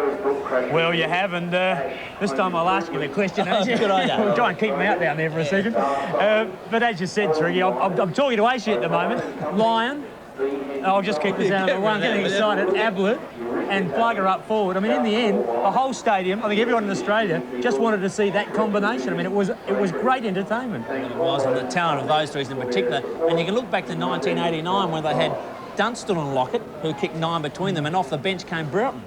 So it's not a bad setup. Yes, they had plenty of depth, and yesterday was an absolutely sensational example of just how good Victoria are. Final scores there again, Victoria 18-12, 120, South Australia 8-9. I don't know when we last got that sort of a hiding. It certainly hasn't been in Graham Corns' time. He had something like 6 on the trot against Victoria and an absolute dream run, but it finished yesterday. Well, we're at Elizabeth Oval, we're live, and during the week, David Mackay caught up with a former champion at... well, he's now talking to, in fact, we are live. It's Terry Moore, a former ruckman champion at Central District. Thanks, Rock. Thanks for that. Terry, you're well known out here in Bulldog Land. You were a terrific player in the early days, the early 70s particularly. Well, yeah, I started here in 1971 And yeah, I enjoy it out here. It's good today to see such a good crowd come along for the game because the boys are doing pretty well. A lot of people would look at the grey hair and the grey moustache and they'd say, "Crikey, you're not really that old. How old are you now?" I'm old enough. It's been, I finished playing in '83, so it's a fair while ago. It's great for us to find out what former players are doing now. Now, you, of course, are on the selection committee for Central District. Yeah, I'm chairman of selectors, yeah. And what do you do for work during the week, real work? I'm a financial planner. I've got a business in Payneham Road. OK, well, there's the free plug. Now, thanks. Let's go back to your time here at Elizabeth. You played under some pretty good coaches. Yeah, I started here with Dennis Jones in '71, and then Tony Castley took over from him. And then I left here and went to Melbourne and played at North Melbourne with Barassi, and then David Parkin at Hawthorn, and then back here again. I came back here in 1981, and that was with Darryl Hicks. Dick Jones had some unusual motivational tactics at times. Dennis Jones. Dennis Jones. Oh, yeah, I remember once years ago. It's just interesting because right now that there's dietitians and all the rest of it. Well, before one game, I remember here back in about 1971, he gave us all a drink of port before we went out on the ground to warm up a bit. So I don't know how that'll go over today. Well, it worked because my recollection in '71 and '72, he took Central District into the finals, but you didn't do too well. No, we got to the preliminary final, but got knocked out. But they were good heady days here at Centrals. We had a good mob of blokes. Dennis Jones really got the best out of us. Who was the greatest player in your time here, Terry? The greatest player in my time, it's difficult. There really has been some terrific players here. During my era back in the '70s, it would have been guys like Robin Mulholland was a fantastic player for us. Phil Horn, of course, was terrific, but I suppose you've got to say now that Johnny Platten is the guy who was the best player really this club's seen. Yeah, he's produced it pretty well. Now, the style of your club has changed in the last few years. You were runners, you were long and range, you were popular at home. You seem to have, under Alan Stewart, got a much more aggressive frame of mind. Yeah, it's a fairly much a no-nonsense sort of approach that we've got now to the game. The guys that we've got here want to play football, and that's the main thing. We haven't got any prima donnas in this place anymore. There's everybody that's here really wants to play footy. Well, I've got to ask you the question. Last year's qualifying final loss, where Port Adelaide stole the game from you, then they bundled you out of the finals in the preliminary final. That really must stick in the club's collective claw, you'd be out to get them, I would suspect. Yeah, look, we we don't hide the fact that this year we are looking to have a grand final appearance. There's no doubt about that at all. All right, well, we wish you all the best, Terry, and the way you're playing today, it looks like you may well end up there. Yeah, it's looking good at the moment. We just need to steady a bit more now and come out and hit them hard after half-time. Now tell us, how old are you really? I'm 43. Good on you. See you, Terry. Do you believe him? 43? 43, he's a very attractive 43-year-old out here, isn't it? Did you play against him? I reckon I did play a few games, but that's testing the memory a bit. Yeah, he was a champion in his time, Terry Moore, and he'd be, like everyone out here, very excited about the position the Dogs find themselves in right now. Not very excited about their position would be Port Adelaide skipper Tim Jennifer. Here he is. Tim, match of the round this week. Must be a big build-up to it. Oh, yes, I think we had a bye last week, which didn't really suit us at the time after losing 2 in a row. So, no, we really wanted to play well now and have a game and have a hit out. But, no, it's going to be a good one at Elizabeth, so big ground. Enjoy it. Well, I was going to ask you about that. Port Adelaide never lose 2 in a row. What happened? Yeah, well, that's probably true, but last year we had a bit of a bad trot. But I think we were sort of not playing well building up to that game, and Nord really were playing well at the time and give us hiding, so it could jolt us back into gear, which will be the right thing to do. Well, what difference has John Cale asked in his approach to this match? Well, he's asked that we started to hit the ball again hard and doing things like that.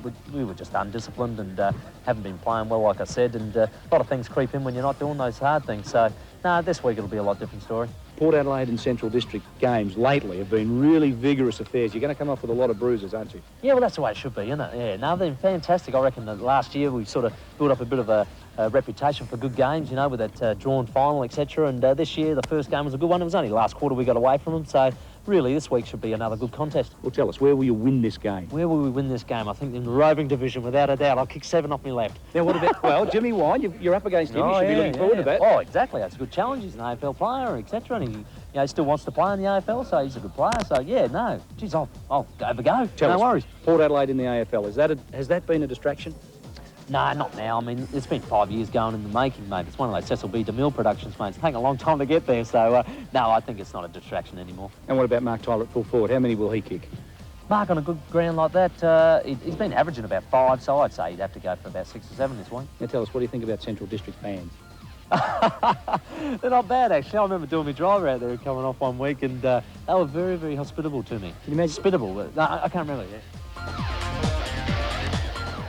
We'd be lost without characters like him, wouldn't we? Oh, he is. He's a great character and he's a great skipper for the Port Footy Club. He's, today, the on-ballers, they've struggled a little bit, Tim included. Well, they have, but the last 10 or 15 minutes of that term, they really started to come back into it. But Girdham, Stevens, Schwert, they've had, what, 17, 20 touches apiece, so that's telling. And particularly Girdham, he's the skipper of Central District. He's had 7 and 9 today, 16 touches. We caught up with him as well during the week.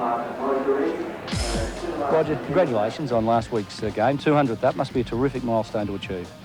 Yeah, that's right. It's you know, it's a lot of years, I suppose, playing footy, and a lot of bumps and bruises, and it's definitely a worthwhile milestone. A few people thought you might have missed the game with shoulder injury, but you came up pretty well and played very well.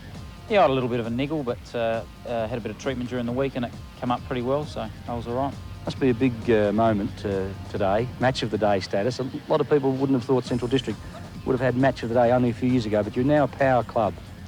Yeah, that's right. I think we've probably slowly improved every year over the last 4 or 5 years, and starting to get a lot more consistency and a lot more toughness about our game.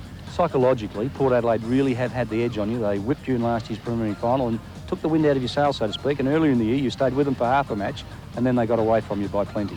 Yeah, that's right. There's probably a fair bit of similarity between the last final we played in last year and also the game we played at Footy Park against Ports earlier in the year. But you know, I think it's just a matter of us putting four quarters of good footy together. I think we're stuck with them for a half or 3 quarters, and we've just got to play 4 good solid quarters of footy, and I think we can match them. We're expecting a pretty physical game. How do you read it? Yeah, I think you're probably right. I think we probably play a fairly similar style of footy. I think we're both generally hard at the ball, and we tend to kick long and direct, and yeah, I think you're right. I think we both play a pretty similar sort of game. Alan Stewart spoke before the match about the number of goals you'll kick. You'll need to kick somewhere around 20 goals to beat Port Adelaide. Grant Coffey becomes a real factor in the match. Yeah, that's right. I mean, Coff's been kicking a few goals, and even a game maybe where you think after the game he hasn't played all that well, he still kicks his 5 or 6, so he's pretty important to us. But you know, it depends a lot on how the ball gets delivered down the ground as well. Around the field, Jimmy Wind and Tim Jennifer, they'll have a battle.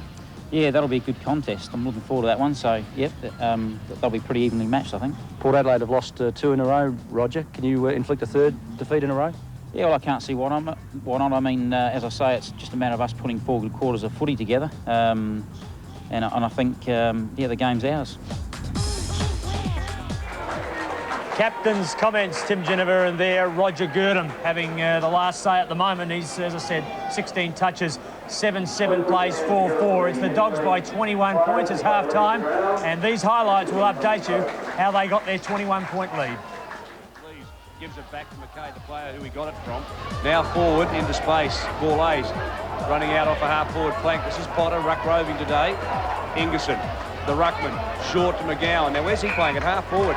Gives it off to the little man who's roving today, Skipper, and 201-game man Girdham drills it straight at Coffey. He's got to give him the chance and stick with him. McKay around the corner. The crumb is with McGowan. Pyman says just keep going. Sonny does. Again, sells the dummy. Stevens has a look and goes bang towards goal. It'll go very close. He's hit the post. Northeast to Delaney. Over the top to Jennifer. Jennifer, if you've just joined us, is Port Adelaide's only goal scorer. Who could believe that? Carter, beautifully claimed by Hereda, holding the ball. This man is really a tough defender. You talk about Lees at the other end. This guy will just wear you. Green at half-forward right. McKay stands the mark, and Green gets a lead from Arnold, who lumbers out from full forward. Gets pushed under the ball and, wins the free kick. I thought it was a light nudge, and I just mentioned it in passing, but umpire Tim Slaven was right back there and saw the infringement and has given the kick to Arnold. Free kick to Borlase, hanging on downfield. Okay. Against Laird. Good work. Thanks for that, David. And short to Northeast. He's got it back. He's 50 out. Now the umpire comes in. Free kick and 50. Let's have a look at this. This time he doesn't. Over the top, bang, he crashes into Laird. That was good work, Carter. Daisy ball A's goes forward for Tyler. One-on-one with Windsor, and finally, one-on-win Tyler gets it. Well, fantastic body work by Tyler, and that's good work by Port Adelaide. That just drew the opponent. Ball A's kicked it in. Good work the body on body. Good work by Laird. Just taking the body. And some great highlights there from the first half, and the Dogs, too many people around the ball, too many hard workers, particularly their on-ballers, David. And we referred to Gurdon just a little bit earlier, having 16 touches, but he's been joined with Stevens, McGowan, Cook, Schwert, and Port Adelaide have really got to do a lot more work. It's interesting about Roger Gurdon, Neville, when I spoke to him on Thursday night, his mindset was that they were just committed to playing 4 quarters. I spoke to him afterwards, and he thought that they'd only probably played 4 quarters in about 3 or 4 games this year. They'd played some brilliant quarters, they'd played some brilliant halves, but rarely had they put 4 quarters together, and they were absolutely adamant today they were going to put 4 quarters together, and at half-time, they've put 2 good quarters so far. Yes, and we're just looking at Scotty Stevens there. During the commentary, he said that he admitted he was down on form in the last month, but he'd be very pleased with today's efforts.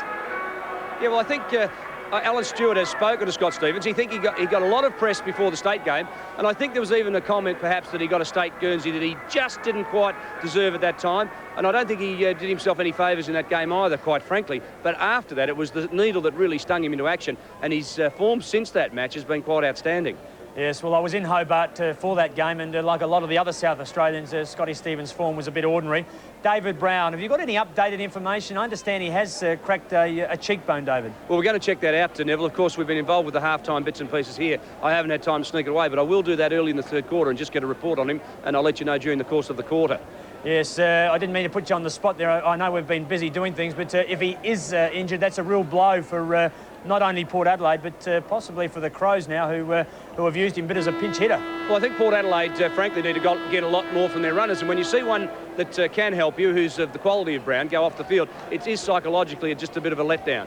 It is. McGowan in the first quarter did a lot of good work. He's had 5 and 10, David, 15 touches. He came off for about 10 minutes with an eye injury, but that doesn't seem to be impeding him at the moment. No, well, they gave him some eye drops. The reporters, he did get a finger in the eye, and he just got scratched perhaps on the cornea. It just might be a bit of damage. They'll probably pat him up in the eye overnight, but for the moment, he wants to go back and play. He really wants to prove, by the way, that he can handle Port Adelaide. There has been a question mark on some of his performances in the midfield when he's played Port Adelaide, and I think today he's trying to answer his critics. Thanks for that, David. We're all set for the third quarter here at Elizabeth Oval. The Dogs are 7-7-49. They lead Port Adelaide 4-4-28, a 21-point margin in favour of the Dogs. Your commentators this quarter are Stephen Trigg and Michael Aish. Well, I can save David Mackay the trek downstairs and tell him that David Brown has some fracture of the cheekbone. So a disappointing outing for him in the first couple of minutes to be taken from the ground, and obviously he's going to miss some weeks with that. But a terrific first half from Central District. They lead at half-time by 21 points, and they have the first chance to extend that. But Port Adelaide through West are going to get the first exit from centre square. From the heart of Doggy Park out here at the Ponderosa, he takes it up towards the half-forward line. Tyler can't do much with it. Kicked a couple in that second term to try and get them going. Well done by Potter to Ingerson. Very influential in ruck today. Well done also by Reimers, and he's got Stevens at half-back. Lovely kick by Reimers, pinpoint accuracy. And to Stevens, who's had a great first half. Nice to have that first touch in this second half. To centre wing he goes. Poole's in front. I heard Neville suggest during the first half that he did make a difference when he came under the ground. His second effort's all right. Back over the football. Can't do much with it. McGowan picked it off. Nothing wrong with the eyeball there. Brings it towards the centre of the ground where he's got Hereda. Takes one. Now he's got one spare on the outside. It's Healy. He does have some leg space. Inside half-forward he goes. Cotton's the target. And he's got it. Well, good work by Healy running from defence. And Lee's just getting underneath the ball. And Cotton, well, judged it to perfection. Did do it well, the 18-year-old, running with the flight of the ball. This, loose. I was going to say, is going to be a long kick for goal, but he's got Hereda just a little closer at about 50 metres out. A bit confident, isn't it? Maybe you don't do those things, run with the flight of the ball when you're past 18. It seems to when be... you know better. Oh, I think you do know better, don't you? Lee's could have killed him there. So Brian Hereda has just floated down from centre half back and from 49 metres out. Doesn't quite connect, got it on the toe, and Poole's taken it on the full back line. Big man on the ball, drops back to help out. He wants to go on quickly. He's got Delaney. They switch the play. Now, Delaney will go long. Wilson's underneath it. He'll contest with Stevens off hands. Reimers. How about that? Just like a rover punch. Thank you very much. Super bit of play by the big fella. Well, it was. Stephen Wilson doing the competitive stuff there, and read by Reimers, who's just drilled it down Wakeland's throat. We'll ride this with Wakeland. He'll have to go to the right-hand post. Tyler did that earlier in the first or second quarter. He's done that. It's coming back, and I think he's done it. Oh, he must have been watching our monitors when we replayed that one. He's kicked his first. Marvellous kick for goal by Michael Wakeland. That is a good start to the Dogs. Reimers, as we said, judged it to perfection. And that is a great kick for goal. Port Adelaide coach John Cale said during the week that he felt some of his players were in the comfort zone. They weren't really putting it in, and hence George Fiacci, amongst others, has seen his way back to the reserves. Well, I can tell you there were a few floating through this game because Central District have out-toughed them. Middle of the ground, Stephen Williams and Craig Potter having a little battle underneath the hand, but it was one down by Ingerson once again. Well done by Green. He's had an impact on this game. So too is the scone in Stevens. Away he goes towards half forward. Out into the path of Wakeland once again. He needed the one clean take because Delaney got there. Put some pressure on. Well done by Lee. Squeezed it out. Wilson. Borlays, who's been hardly sighted, and so too now Geneva towards half forward. Well done Darren Smith amongst 4 or 5. Handballs to Williams. Stephen Williams from the point of the square up towards full forward. They need to bounce back and do so very quickly. Out the back towards Tyler. Well done to Malakellus. Walks around and jags it back too far. Good work, good build-up by Port Adelaide. Williams through the centre. And that wasn't bad work by Tyler. But unfortunately, have a look at this. Brings it back beautifully. And Central's players coming in. Unfortunately for the Magpies, puts it behind on the board. Yes, it was a big opportunity, wasn't it? And Clive Waterhouse live at Elizabeth Oval, ABC local footy. I'm not even going to say it was deliberate. I'm sick of talking about it. Scotty Lee, percentage player, plenty of experience. And he's played this ground quite a few times. He's had 9 and 3 today. Certainly made a contribution. Williams close to the line and over the line. And we'll have another throw-in. So 55 plays 29. Good early break, third quarter. An early goal was just what the Dogs wanted. And a beautiful kick from Wakeland after Mark saw that happen. Geneva another bounce, and here's Stephen Trigg. Just wonder where Port Adelaide, Michael, can get back at all of this at the moment. They've got Waterhouse, who just looks to be wandering around half forward. A group of on-ballers who aren't that productive at the moment either. Where do you see them making some inroads? Well, they're certainly down, and if anyone, Stephen Williams too hasn't had a big impact. He can turn a game though, can't he, Williams? Like he just along with Darren Smith too, that as we said, can turn a game. Darren Smith goes up towards that full forward line again. It's picked off by Ingerson though. He's had a good game. Started well. Chips it wide. Has a look at McGowan. He's played pretty well on the back play, Ingerson. And Herrera at half-back. They've got plenty of options, haven't they? Reimers is another one. Port Adelaide looks shot at the moment, out towards centre wing. Oh! Runs that, it's Laird, I think. Laird it is. Similar sort of a do to Stevens, but on the far side of the ground, they're a bit tough to pick up. Cook.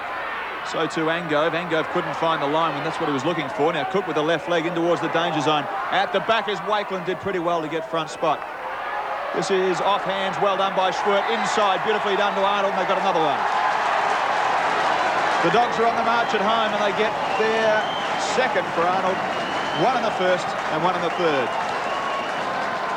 And you can put that goal down to Tim Cook, who did great work on the left half-forward line. Kept his feet, Angove went to ground, and Schwert, well, he's kicked to himself, crumbed it beautifully, and good running by Arnold. 32-point margin. And danger, danger, danger for the Maggies.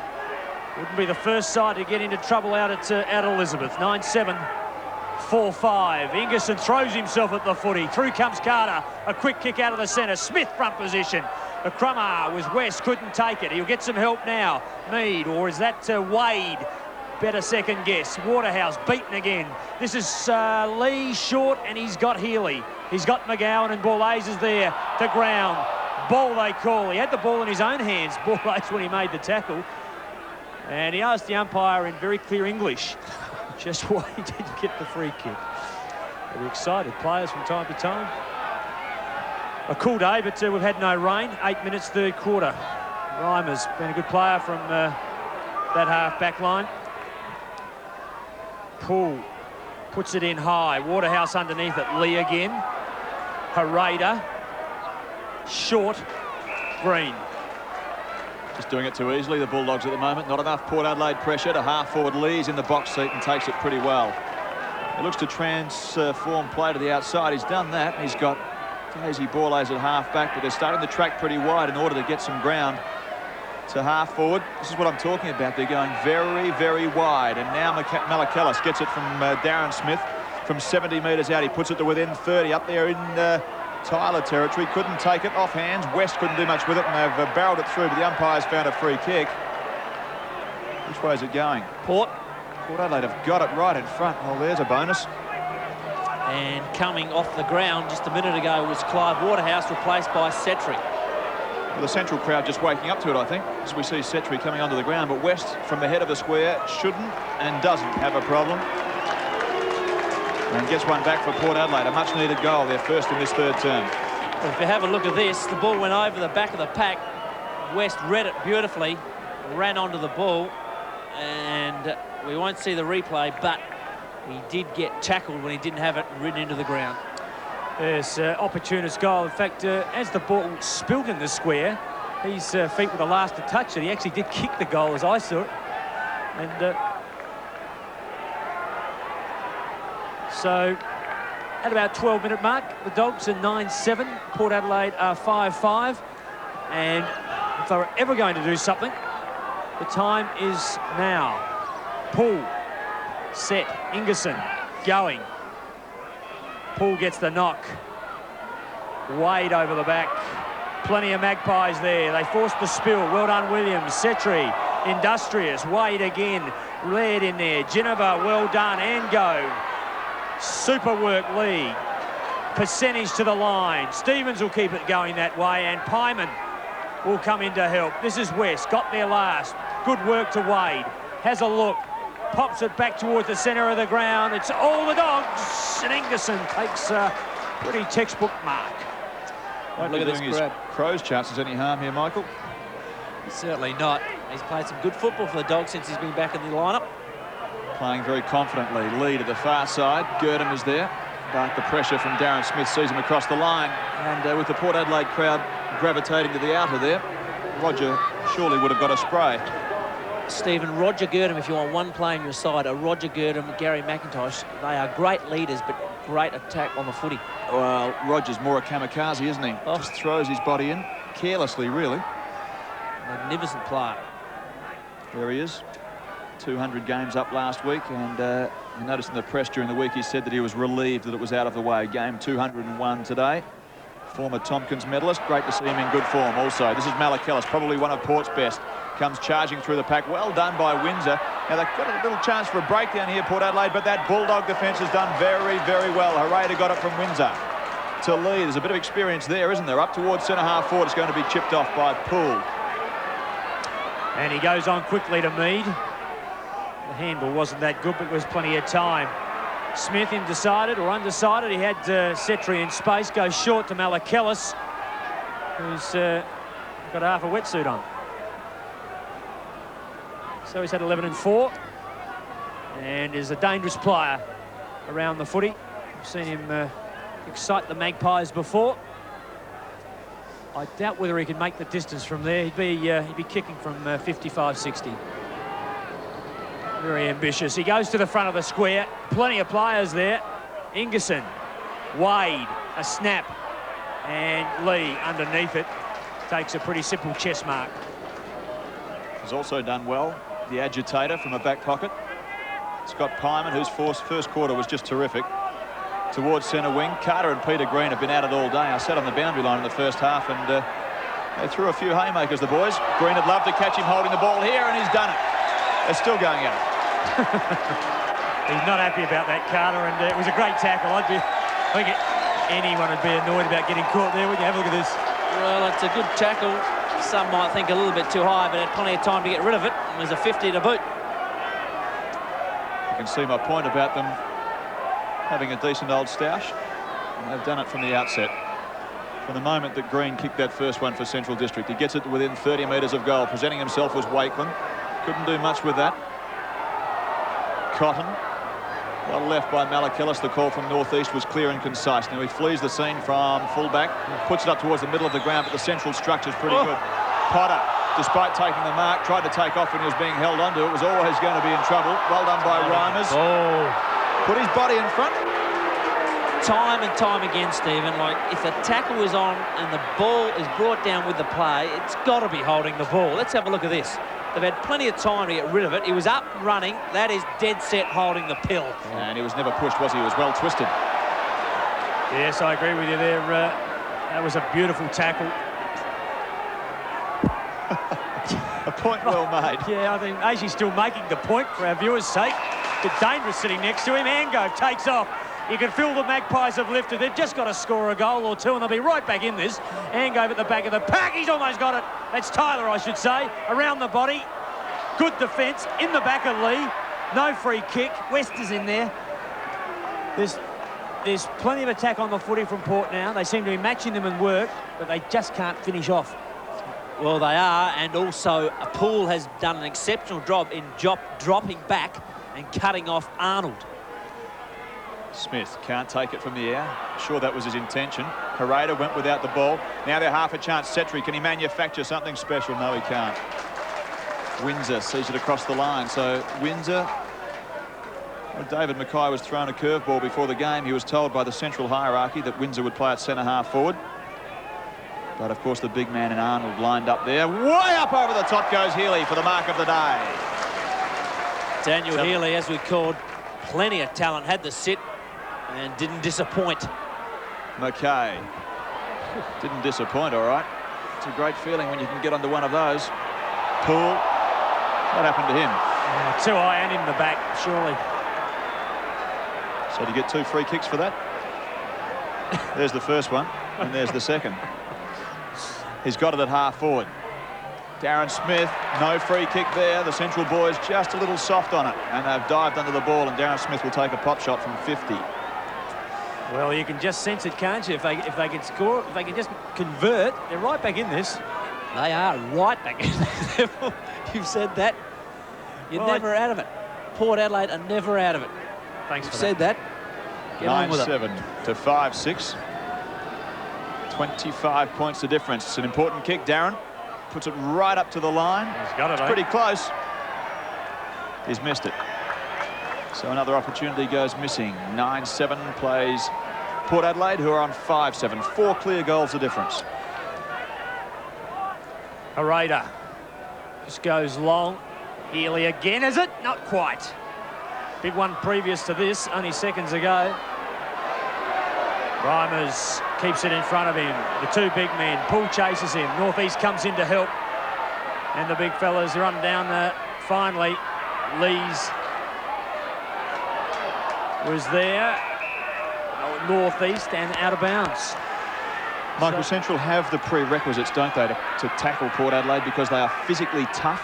We saw Healy take a blinder a moment ago, but he's really the only one, and then you can afford to carry a couple, who doesn't have that chunky, low centre of gravity, that real toughness. But the rest of them are pretty tough on it. He has, and Alan Stewart's targeted that. He looks at the player and also their mental capacity. Wilson forced to come across the ground and gets Angove to make the lead. Stevens takes him under it. Carter goes to ground, and I don't understand how players do that. Mead is hurt, and they call for a stretcher. That's the other side of the ground. Meanwhile, in front of the members, that little tussle, Peter Green won out. Well, he did, because Carter's retaliation for the Girdham attack on the body was a little late and a little crude, and he just got sucked in there a bit, Stephen Carter. So Port Adelaide now doing what we know they do so well. A bit of intimidation, and the only advice your coach will give you in this situation is don't come in on it.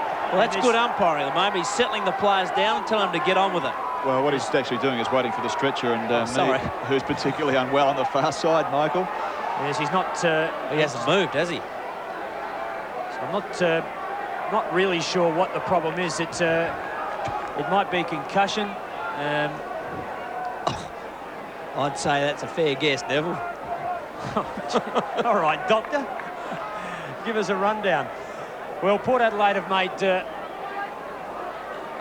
big effort in the last 15 minutes, and the last thing they can afford is for this fella to be leaving the ground.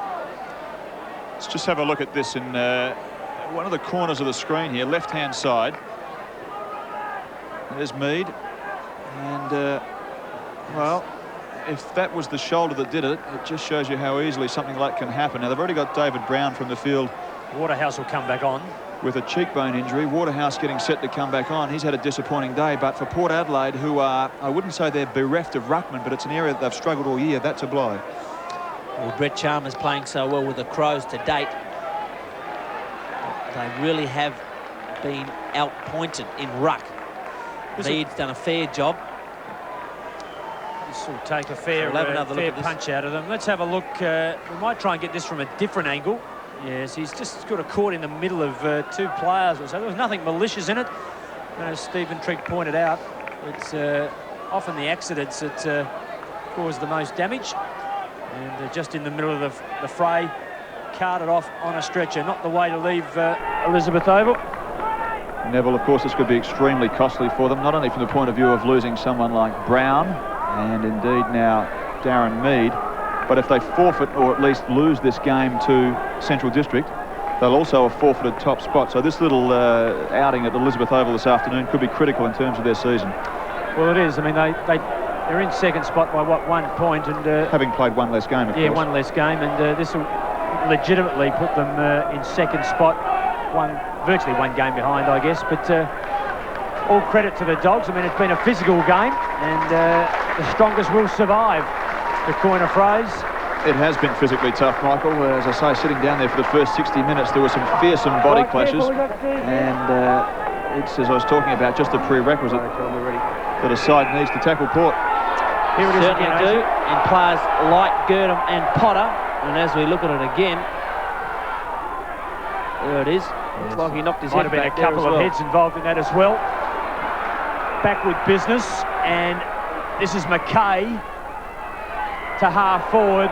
Ingerson holds up the action, and there's plenty of numbers. As Reimers runs off a half-back, he goes through the centre of the ground, always dangerous. You've got to be so sure when you do that. You lose possession, you open up the gates. So, Girdham towards half forward. Oh, big catch, Wakeland. Goes in long on a lead. Oh, beautifully put. And the Dogs through Cotton, I think that is. Another shot at goal. And after this shot at goal, we will come back to David McKay. We won't just wait and see the result of this, and we'll get a report on Darren Mead. He'll shoot from 20. Jared Cotton.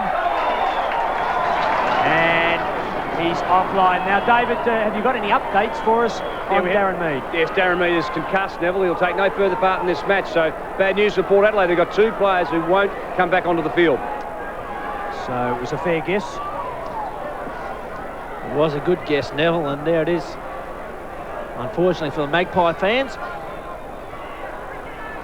I reckon there's one subtle change that Jack Cale can make for Port Adelaide. He can send Daryl Poole from the back play and put him ahead of the play and pick up Ingerson, because Ingo is picking off everything on that back play for Central District. Port Adelaide are under pressure, and Ingerson is just sitting back and doing as he pleases, so it might not be a bad idea to put someone on him. That's an ordinary kick though, Paul North East, picked off by Wakeland. Chips in short, McGowan with courage works back and takes a good mark. Certainly was courage. There's a picture of Jack Cale in the dugout.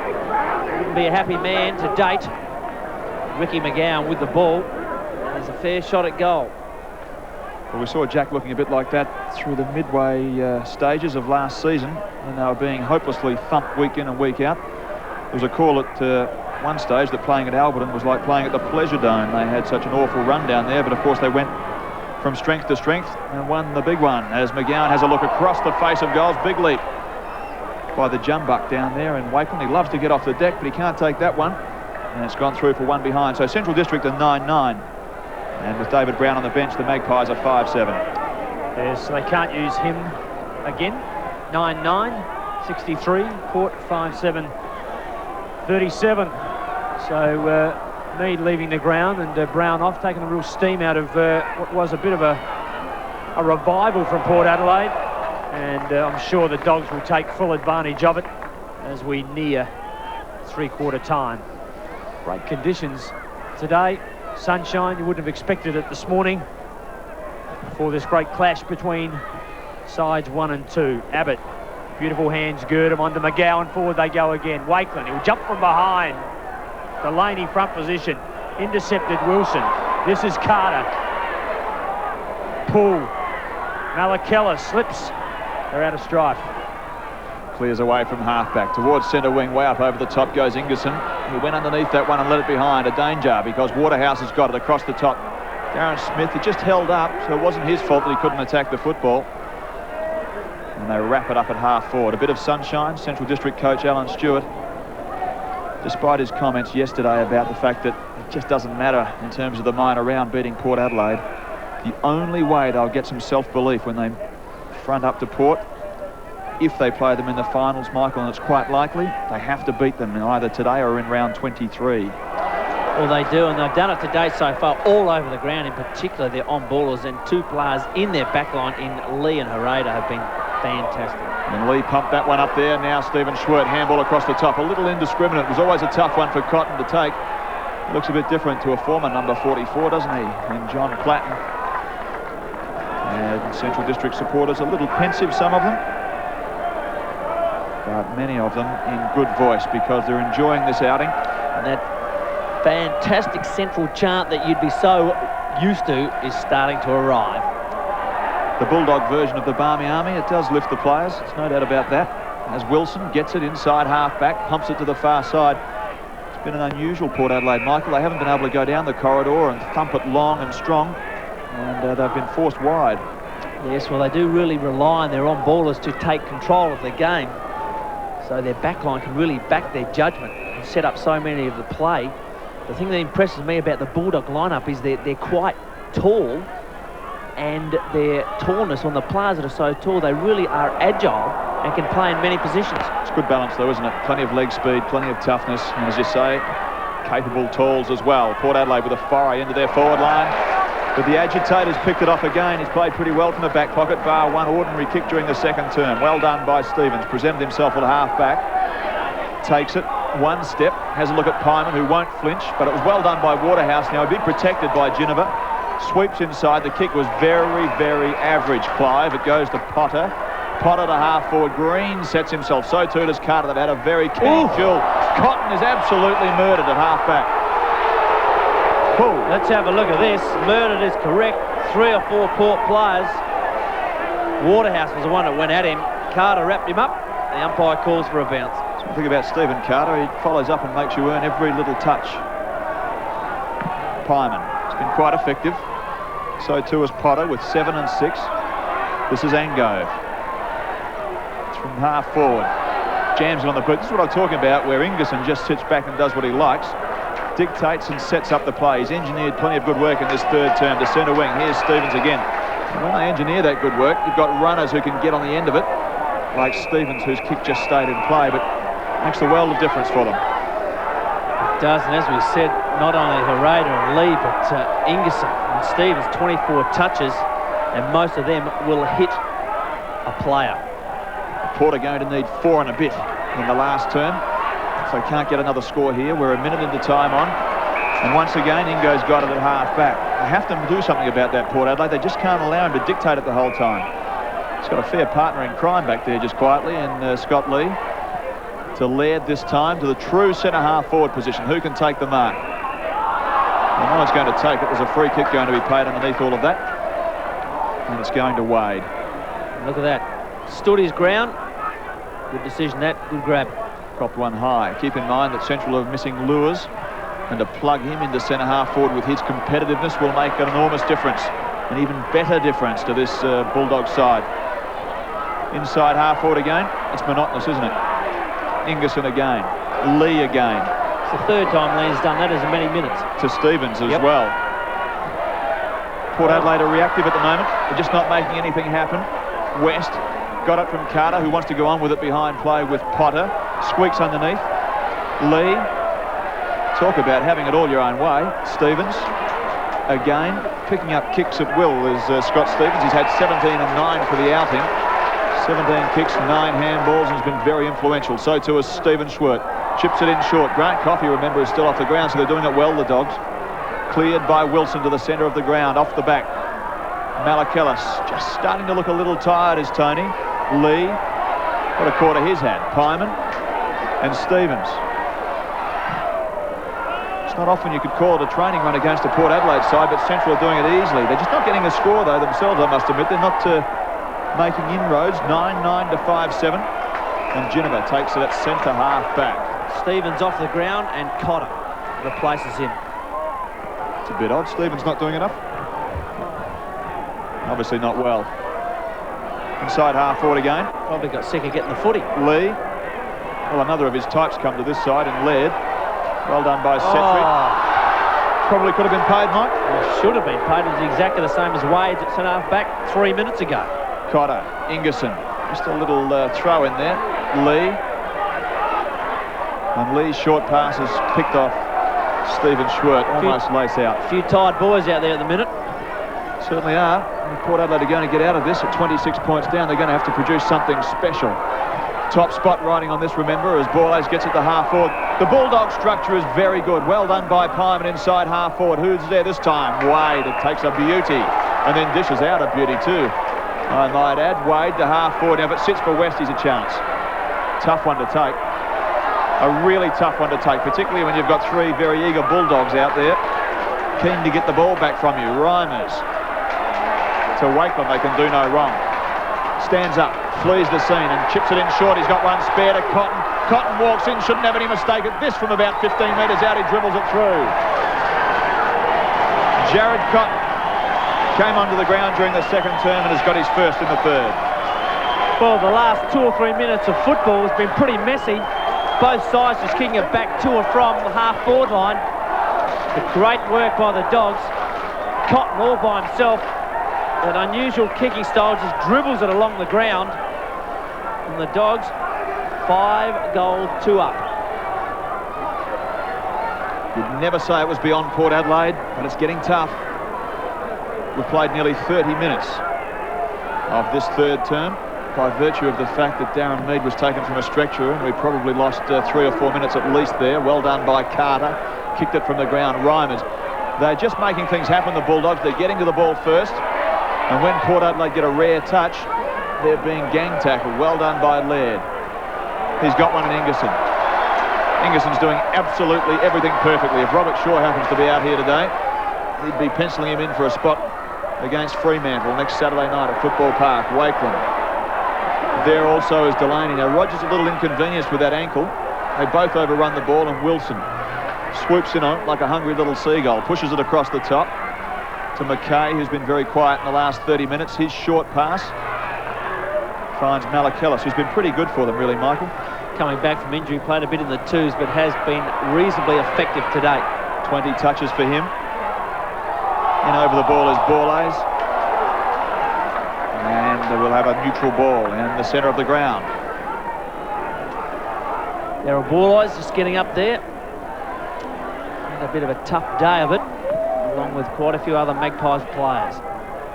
It's just the win they needed, the Bulldogs. If they can pull it off, it wouldn't be so premature as to say they've got it. Because like that grand final last year, when you thought that Port were dead and buried, they came back.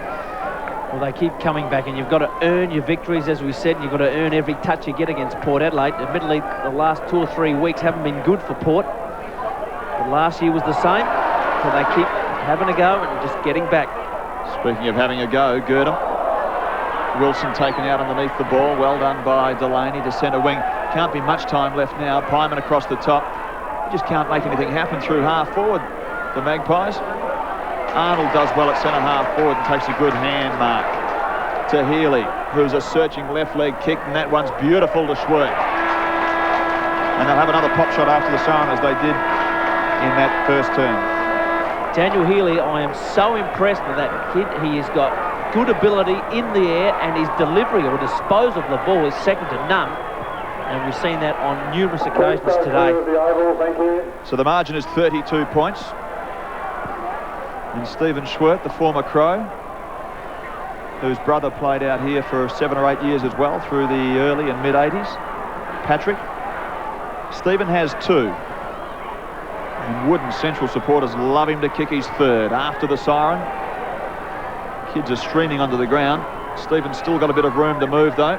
Walks in very nonchalantly, puts it up, and he hasn't scored, a la the coffee kick throughout that first term after the siren. So at three-quarter time, it's 32 points the difference. The Bulldogs are in control. They certainly are in control. As they're on ballers again, who has lifted in this third term. But in particular, you can judge them along with their half-back line with Hereda and Lee and Ingerson, who you said, Stephen, has just dropped back and got countless touches and just kept kicking the ball out to Scott Stevens, who was a little bit like Jamie Thomas in years gone by. He used to be sitting out on that wing and get 30 touches a day. Has been very good. No doubt about it. So Central District are in control. 10-9 plays 5-7 at three-quarter time, a margin of 32 points. And on ABC Sport, Port Adelaide are in trouble.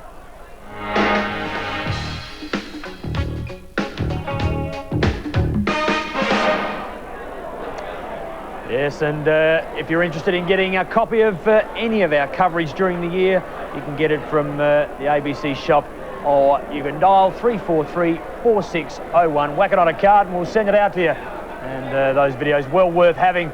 And at three-quarter time, the Dogs by 32 points here at Elizabeth. And you'll be a brave person, David Mackay, to back Port Adelaide from here. Can they get out of it? And if they can, where from? Well, I think the real problem, Neville, they seem to be just a little downhearted at the moment. They've got David Brown off on the boundary, which you've seen. He's already showered and changed. He has a depressed fracture of a cheekbone. I'm told 6 to 8 weeks is the likely prognosis for him, so that's not good. Mead has just regained consciousness in the room, so he has quite a reasonable case of concussion. We won't see him again. And Roger Delaney has a severe ankle injury at full-back. He's doing a terrific job to run around. So I think you'll find with 17 men and the way they're feeling, they know what's going on. They're going to struggle. Waterhouse, Smith, Malakellus, Williams, can they give them a lift across half forward? We heard the commentary just in the last part of that time on. They just didn't have any drive through there. If those guys fire, certainly they should be able to kick enough goals to get them back into it. I think part of the problem, Neville, is that the half-forward line always seems to function when the ball's coming quickly out of defence. Today, the Central District forwards, particularly Wakeland, has done a terrific job of holding the ball in the area. Arnold at centre half-forward has done a terrific job as well. They've almost played the forward line like defenders, and they haven't allowed Port Adelaide to run. And that's caused the problems across half-forward for Port Adelaide, frankly. Yes, and they've got plenty of problems, as David Mackay said. Darren Mead off the ground with concussion. He has woken up, so he's okay. And earlier, David Brown with a fractured cheekbone. Both of those players will take no more part. We've got some great highlights of the third quarter. Raider at half-back. They've got plenty of options, haven't they? Reimers is another one. Port Adelaide looks shot at the moment, out towards centre wing. Once that, it's Laird, I think. Laird it is. Similar sort of a do to Stevens, but the far side of the ground, they're a bit tough to pick up. Cook. So too Angove. Angove couldn't find the line when that's what he was looking for. Now Cook with the left leg in towards the danger zone. At the back as Wakeland did pretty well to get front spot. This is off hands, well done by Schwert. Inside, beautifully done to Arnold, and they've got another one. But of course the big man in Arnold lined up there. Way up over the top goes Healy for the mark of the day. Daniel Healy, as we called, plenty of talent, had to sit. Wade to half forward now, but sits for West, he's a chance. Tough one to take. A really tough one to take, particularly when you've got 3 very eager Bulldogs out there, keen to get the ball back from you. Reimers to Wakeland, they can do no wrong. Stands up, flees the scene and chips it in short. He's got one spare to Cotton. Cotton walks in, shouldn't have any mistake at this from about 15 metres out. He dribbles it through. Some great highlights there, and the score right through where the Dogs have led all the way, and at three-quarter time, 10-9-69, Port Adelaide 5-7-37. And looking at the goals, well, Coffey, who spent a lot of the time off the bench, is 2, Arnold 2, Schwart 2, Wakeland and Cotton 1 each. And unfortunately for the Magpies, Tyler, the main goal scorer, 2, Geneva, North, East and West, each one. And looking at the stats, well, one interesting stat there is Scott Lee, 16 possessions in that third term. Marvellous effort. Look at that, 181 to 142. So kicks and the marks was a huge discrepancy there for a while. And look at that, 42 marks the difference. So it's a fair difference. And Ingerson played pretty well also. Also Ingerson in the touches. Yes, thanks, fellas. And just quickly to hand scores at other grounds at Woodville Oval. South Adelaide lead the Eagles 10-9, South Adelaide 69. The Eagles 17-52 at Richmond Oval. North Adelaide 12-9, 81. They lead West 8-7-55. And at Adelaide Oval, Nord at 21-12, 138. That'll make Aishi happy. Sturt at 5-3, 33. David Mackay's on the boundary line. And David, would you put any money on Port Adelaide? No, I think they've just got to go with what they are. This is a character test for a lot of the Port Adelaide players. John Cahill would ask them to attack and run and just take chances. He'd be asking them to hit bodies. They'd be talking now about buttering up another opportunity for Central later in the year. And they're aware that I think they play again in round 24 or round 25. John Cahill won't let them forget that. And remember, of course, that Coffey is sitting on the interchange bench, has a slight ankle injury. He can come back on if he's required. Okay, just a quick one. Lee and Stevens, super games today, David, both of them. Scotty Lee and Stevens. I think there's been a question mark, frankly, about Stevens in real tough games. Well, he's come right through that barrier today and he's crashed right through it. He really has proved his mettle. There's never been a question mark about Scott Lee in a tough game, has there? No, he really has got the goods, hasn't he? He's an experienced player and he'll have a lot more to do with this game. Thanks, David. Stay with us. We'll talk to you during the quarter and after. Everything ready to go here at Elizabeth Oval. 10-9 the Dogs. They're 69. Port Adelaide are 5-7, 37. Can the Magpies get out of it? Here's Stephen Trigg and Margalaish. Well, pretty doubtful. They're trying some desperate things. Darren Smith has gone to centre-half back or even a back pocket. Brian Lees has gone to centre-half forward. So I guess Jack's thinking, let's give anything a try at the moment. Cook couldn't do much with that on ABC Sport. It's 32 points the difference at the start of the last quarter. Michael, what about your opinion? Can they get out of it or not? I don't think they can. It's very dark here at Elizabeth. And the way the Central District Footy Club are performing, they might even increase their lead. Well, if it rains, it's going to make it especially tough for the Pies. They're not a bad crowd, 8,243. Terrific crowd. Mostly Central supporters. Although there are a few Maggie fans that have made the trek out along Phillip Highway as it's taken by Cook. Gets it towards half forward. Now, this is going to be a tough one to take as well. The bounce was always going to be critical. Into the path of Cotton. Across the top. He set Potter up, didn't he? Well done by Healy. Hands and knees. Still has a play on it. Drags it back in, and Malakellis thought he should have been holding the ball, but he's not. We've got a bounce down on centre wing. Good decision. He was always trying to get the ball and get rid of it. And the umpire in the right spot made the correct decision. And everything's set for a pretty exciting last quarter, but gee, Port Adelaide, injuries, under pressure, have been behind all day. It's the perfect scene really for them, isn't it? It's where they're likely to win. Never trust the odds. Borlays from half-back. Lees paraded together and over the line. They'd love to see the grand final played out here, wouldn't they? Were they good enough to make it, the Bulldogs? 4 in a row, and this, if they win it, will be 5 in a row at home on the Ponderosa. The Ponderosa. That's your little nickname, Stephen? Well, I think it got its nickname when Cowboy was here. There's plenty of space, isn't there? Too true. Desperate work. Lots of players in over the footy as the chill comes in over the ground, but otherwise been a perfect day for footy. Yeah, not bad. Just to go a little bit further on that, 531 metres around. And when the Cowboy said, just finish the night with 5 laps, you knew you were in for a long run. Waterhouse. Don't you hate it? It's always the coaches that don't have to run with you that tell you to do that. Oh, big jump from behind was Williams. This is Geneva. They need him to spark them. Mackay under pressure. Plenty of red, blue and white jumpers. Not so many black and white. Angove around the corner. Ingerson. Hasn't he played that position to perfection?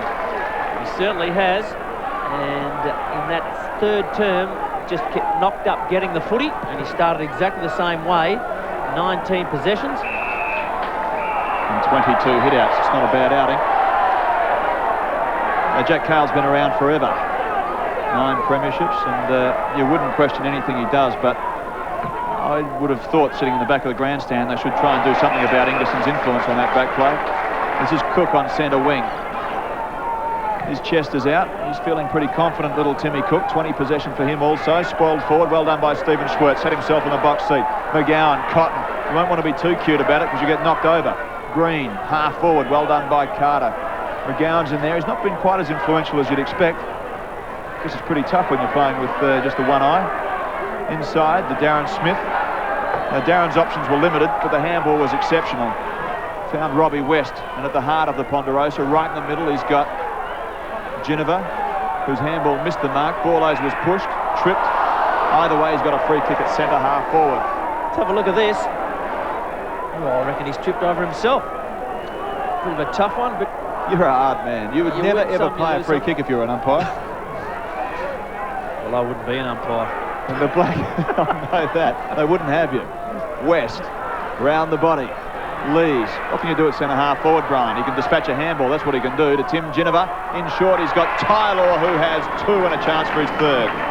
If Port Adelaide, as usual, get back into it, in the past, their revivals, as people are getting excited, the revivals that Port Adelaide make in the past, Stephen, are normally a result of everybody lifting. No real, special moves, just the whole lot of them up. I mean, having said that, I reckon that Ginniver in last year's grand final was really the wake-up call. I mean, he was the one who set the alarm bells going and kept setting the example by crashing in. And if one player, I take your point, but if one player were to be standing out in that outing, it would have been Ginniver. And again, he's the one who probably will set them alight in the gloom of Elizabeth Oval. Now Tylor has 3. And Port Adelaide get one back. Not a bad effort by Tylor. Not a bad grab. Ginniver still trying. Beautiful kick, and there was a bit of a push and nudge with Potter just coming in a bit late. 2 or 3 quick ones, and I know it's just 2 or 3 quick ones, but it's eminently capable of doing it at Port Adelaide. It is. They haven't been able to do it to date, but they are capable of anything. Don't throw them away. If Ginniver gets rolling, as Stephen said, Williams comes into it. Waterhouse has done nothing. He can kick 2 or 3 quick ones. Malakillis looks still pretty like he's got a lot of go in him. And anything could happen. Paul got the knock. Starting to rain. That'll make a difference. A chance. Reimers over the top of Waterhouse. Wild ball. Cook, nowhere to go. Setri, look at that. All you can see is dog jumpers. It's unbelievable. They've got to sniff of victory, and with the rain, well, your odds are starting to firm, aren't they? Absolutely. The rain's going to make an enormous difference, Michael. Certainly is. They're well in front at the moment, the Dogs. And the umbrellas go up around this 531-metre perimeter. And Stephen, very dark here at the Ponderosa. It is dark. The lights on if they've got any. And I think they're only the local shed lights they've got around this ground. They won't make a difference. Would have been plenty of places to hide when you trained out here, Steve. Wilbur Wilson was known to jump the fence on the far side, behind the burger van on the outer. In the old days playing in Richmond, we played at punt row. We'd train at punt row. They had the same sort of lighting system. And Wale Roberts used to get into the corner and just sit down in the mud. No one would find him for half an hour till ruck practice came around. Green puts it in high. Underneath it, Cotton. Couldn't take it. A chance caught, holding the man, surely. Beautifully played, Wakeland. Certainly was. I think you'll find that it was a little too high. Had possession, dropped it, and unfortunately for North East, just swung his arms to say no, it didn't touch him. Wakeland gets a chance to put through the Dogs' 11th. So Wakeland has just the one from the first quarter. It'd be a great goal. It is at that. Oh, beautifully played. Nice kick under pressure. And that really firms up the Dogs' position. And Peter Green, who's done a lot of the hard work along with Girdham and Potter, Cotton not quite able to get it. And Wakeland with the free has no problems in putting that one through the big ones. 32 points to difference at three-quarter time. And with one to Tyler at the 5-minute mark, and now one to Wakeland at around the 7-minute mark. 32 points the margin once again. Ingerson has it all on his own. Poole tried to keep a play on it. It's gone between Carter's legs to Cotton. This is a function of it being wet. Just change the game plan a little bit and try and barrel it forward. Not quite so neat and tidy with the hands, but just barrel it forward. Malakalis. Well, you can barrel it forward, Tony, but you want to be a bit more accurate than that. Been a bit of the tale of the story. Just tried to direct out of bounds, Neville. Dribble it out of bounds. Pretty ordinary dribble. Healy has a look inside that pressure zone. Well done by Delaney. Cleared it. Found some space. Now Lees is going to be under pressure from Hereda, who won't give up on him, I promise you that. In comes the cavalry in Cotter. Welcome back, as it were. Short pass picked off. Well done by Williams, and the wet ball doesn't enable him to pick it up. Very good, Stephen. Very good. Cotter, we get them mistaken quite a bit, Neville, don't we? Very similar in looks. It's not hard to, Michael, just to help you out there. The Dogs by 32 points. This is Green. A chance now. Oh, good body work by West and by Girdham. Neither of those two would pull out. And we'll have another ball up in the forward line for the Dogs. So is this throw any light on the season for you, Michael? This performance by the Bulldogs? Yep. I've always said the Bulldogs are a good side. They have a good balance. Port Adelaide, a great football club. They will be there come what may. Oh, that's just a lovely summary. That's why we've got you on the team. You're an expert. There's Stewie. He'd be happy, wouldn't he? Happy with this performance today.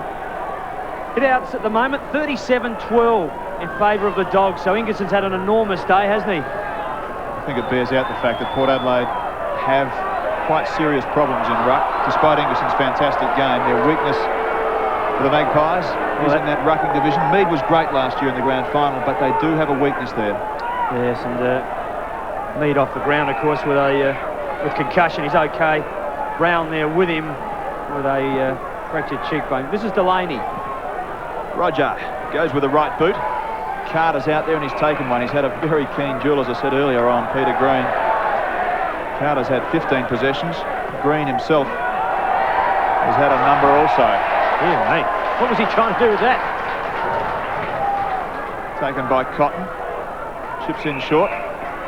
It's hard to know exactly what the intention was. Under pressure, see Malakalis out in the full. Carter kicks to the opposition. We saw was it Ginniver in the first quarter, straight to the opposition. This will do Central the world of good.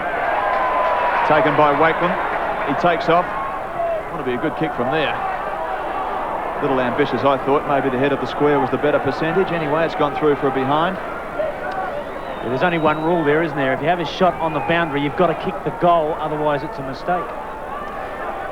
Yes, Neville, being forward, as you know, the percentage is to bring it to the head of the square, and Wakeland was all by himself. Delaney was actually 3 or 4 metres behind him, and Wakeland had no problems in marking that.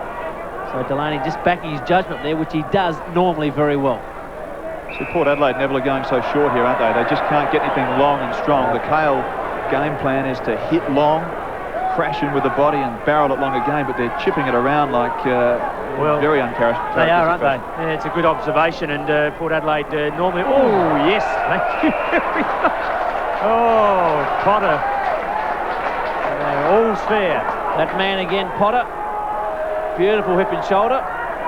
And Setri was ready for it, knuckled down. Good tough footy. And you're right, Steve. The Port Adelaide game plan is to take the risk, kick it long, back the big men, get the numbers up under the footy, and whilst you might not say there's a lot of science to it, it works, and it always works well for them. It requires enormous effort, enormous work from everybody. And it requires key position winners. Now, Tyler's been blanketed, so too Darren Smith's been blanketed, and Brian Lees was beaten at centre-half back, so their key position, their spine areas have been in trouble. Holding the ball decision there, and Williams the recipient. This is Borlase, he takes off, and he goes in long. Tyler at the back can't take it. A chance now, McKay. Watch Lee come in. They've got him measured. The Dogs with numbers. They see it out of bounds. And they've had numbers all day, the Dogs. Lee coming in. Pyman. Been a pretty good defence, hasn't it? Lee, Pyman, Hereda, Reimers. Here he is again, Reimers. Good tackle on him by Malakalis. Out of bounds. The thing that impresses me about Central, Stephen, is that when they get a sniff of it, they just keep hammering away, particularly if they can do it against a Port Adelaide. It gives them a lot of confidence. No doubt about it, and I think they'd be genuinely better to have Wine back in the side, Jimmy Wine, who was terrific last week against the Bays, and particularly Simon Lewis in that key centre-half forward spot, because while they've worked pretty well through half forward, a dominant centre-half forward would just put the icing on the cake. Well done by Healy. It's a confident mark in defence, isn't it? Certainly was. He's riding on the crest of a wave at the moment as a Raider. Does battle with Tylor. Nothing effective in there, so Reimers does it pretty well. Gets it back to Herrera, whose second effort on it was all right. Laird, centre wing. A couple of magpies out there. One of them's Darren Smith. Launches into a handball. Every bit as good as a kick. But of course, Poole had to play on. Well done by Laird on the smash down. Taken by Cotton, who drops a gear, and then away he goes through centre wing to half forward. Stephen Schwert. Schwert, he turns him inside out. Does it okay. Jams it back on the left boot in towards that pressure zone once again. Carter's back there with Green. Their battle's been tremendous. Well done by Green. What can he do with that? Tell you what he can do. As he gets saluted by the crowd, he kicks another one. His second. Well, Peter Green, good competitor. Stephen Carter, they've been at each other's throat all day. Give him a tap on the head here. And look at this contest. At each other, Delaney comes in, just throws it onto his boot. And fortunate for Peter Green. Great snapshot of persistence, wasn't it? Beautiful. He's pretty happy too. Wasn't a bad effort, was it? Hands and knees, lots of pressure, and nice kiss and a hug there from the mate. 12-10, play 6-7. The Dogs, they got reason to be happy. They're at home and they're in front of Port Adelaide. And they'll be in top spot on the SANFL ladder. Cotter, Ingerson, Green from 50. He punches it in long and he's well offline. It'll go close to the boundary line. Roger Delaney hasn't got his mate in Piarchi with him today. Smith playing at half back, gives it off to Geneva.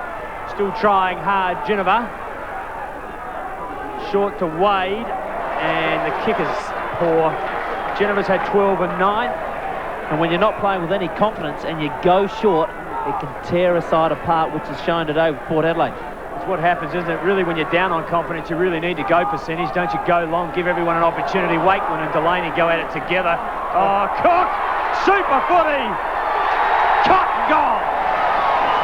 His second. Super footy. The Dogs are playing with all the confidence in the world. And Tim Cook, well, he's been another big player for the Dogs. Been out of trouble there. And Cotton all by himself just runs into an open goal. And that mighty cheer around the ground. Don't you love it, Stephen? Oh, you'd love it if you're a Central barracker. You'd love it if you're a Central player. You won't be able to get into the club rooms tonight, I promise you that. They will be jam-packed. Oh, packed. They don't like AC out here. Oh, I don't think you should go in, Michael, if I might suggest something to you. Well done by North East. The run on the overlap from Darren Smith is okay also. Towards half forward he goes. Little push out by Ango to Ingerson. And Stephen Schwert sees it across the line. Central District next week have a bye, so they'll probably let the hair down tonight. Port Adelaide play the Eagles. Now Ingerson on that back play, 11 kicks, 12 handballs, 10 marks if you don't mind, and just a paltry 29 hitouts. Magnificent. Big stats. Geneva tries hard. So the challenge with Port now is not to get run over, and I guess to leave the Dogs with the message that they'll just keep at you. That's the way they'll keep at you. Well done, Williams. McKay will have a look.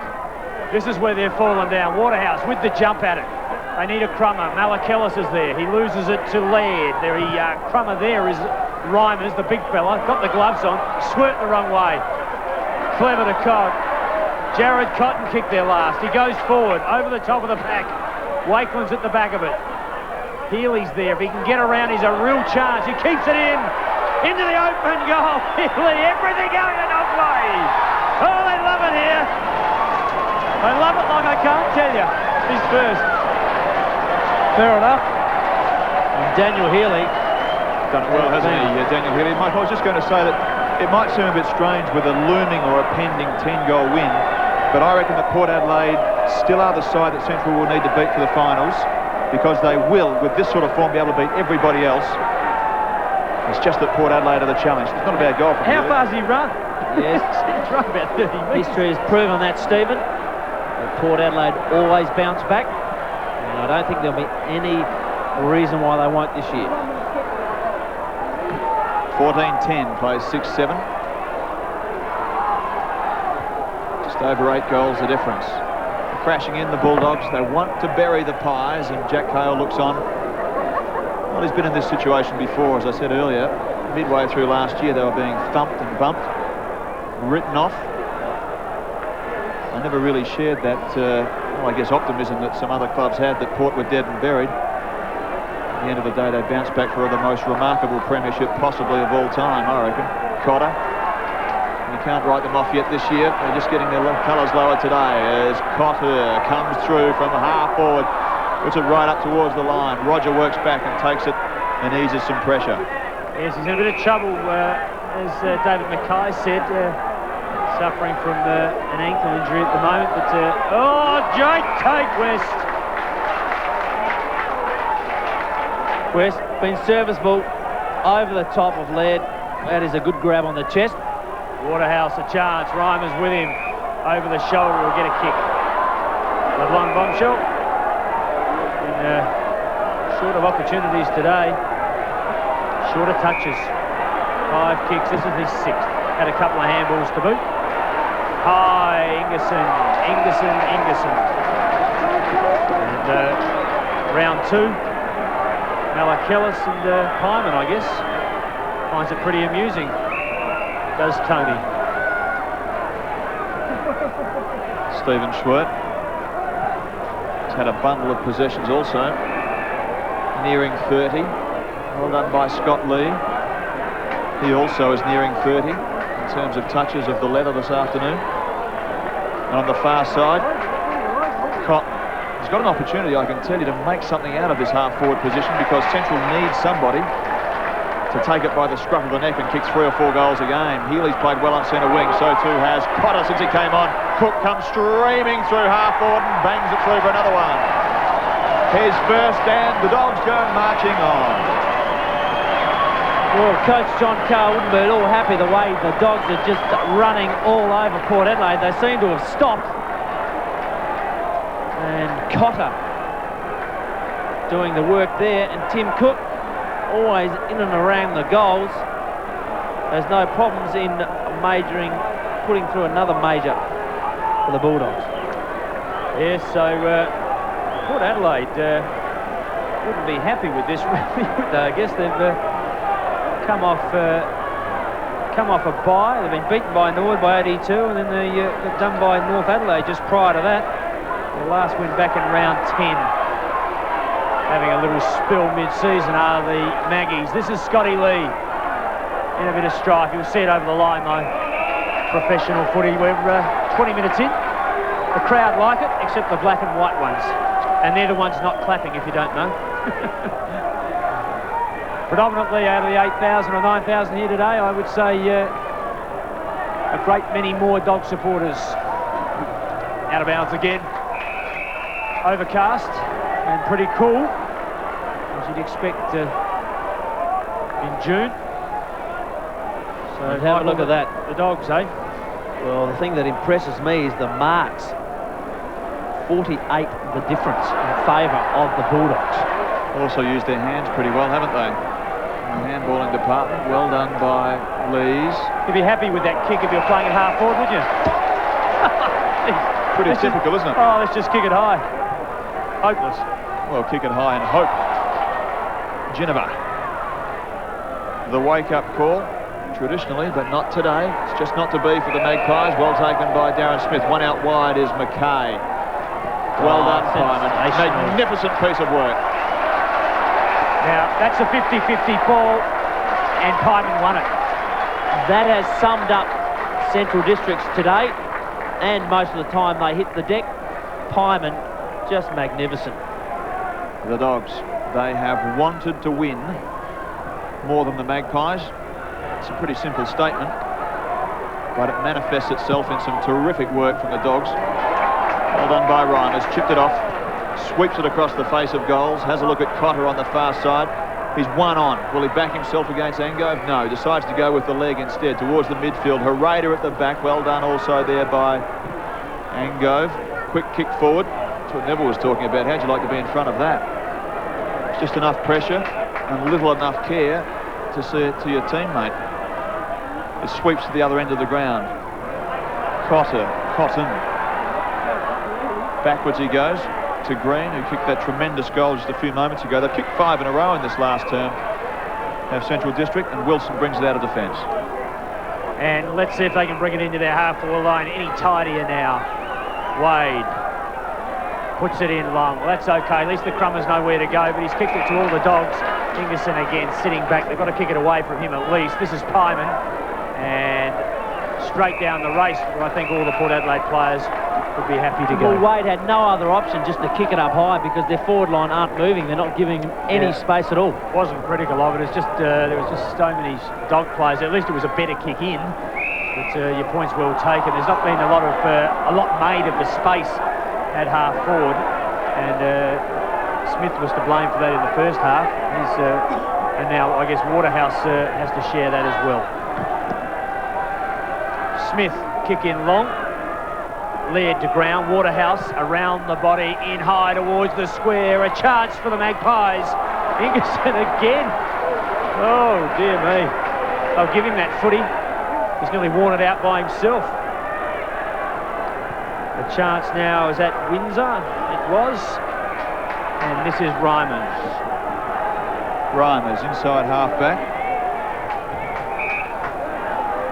The Bulldogs work it away with a series of handballs. Supreme confidence today. They diagonally traverse the ground and they find Waithlin at half-forward on the opposite side. Comes back inside, he's just playing with Roger. Gets caught for his effort though.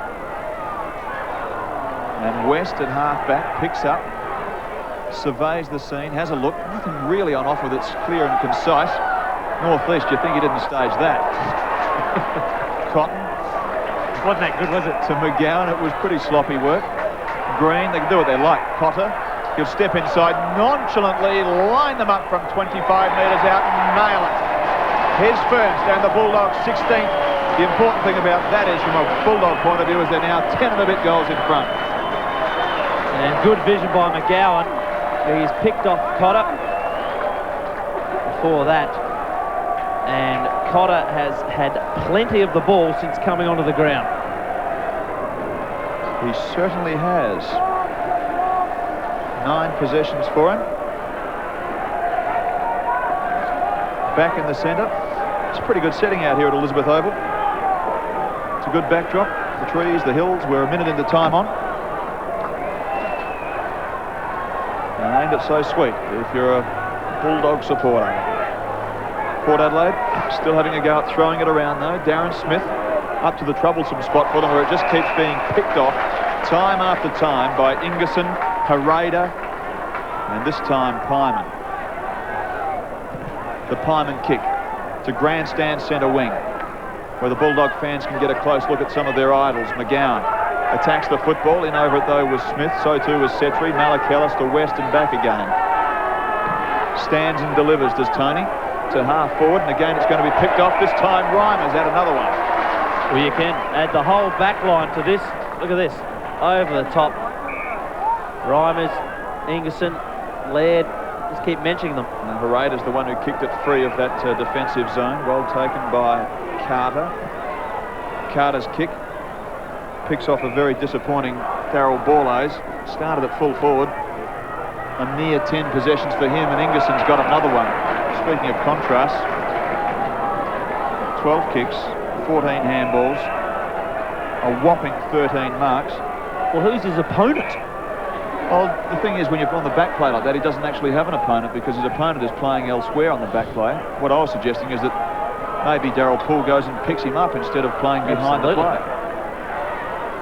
Give him some competition, another target. It means that Ingerson doesn't take easy marks over the back. It just means that the centre half forward's been 2 out all the time. Carter.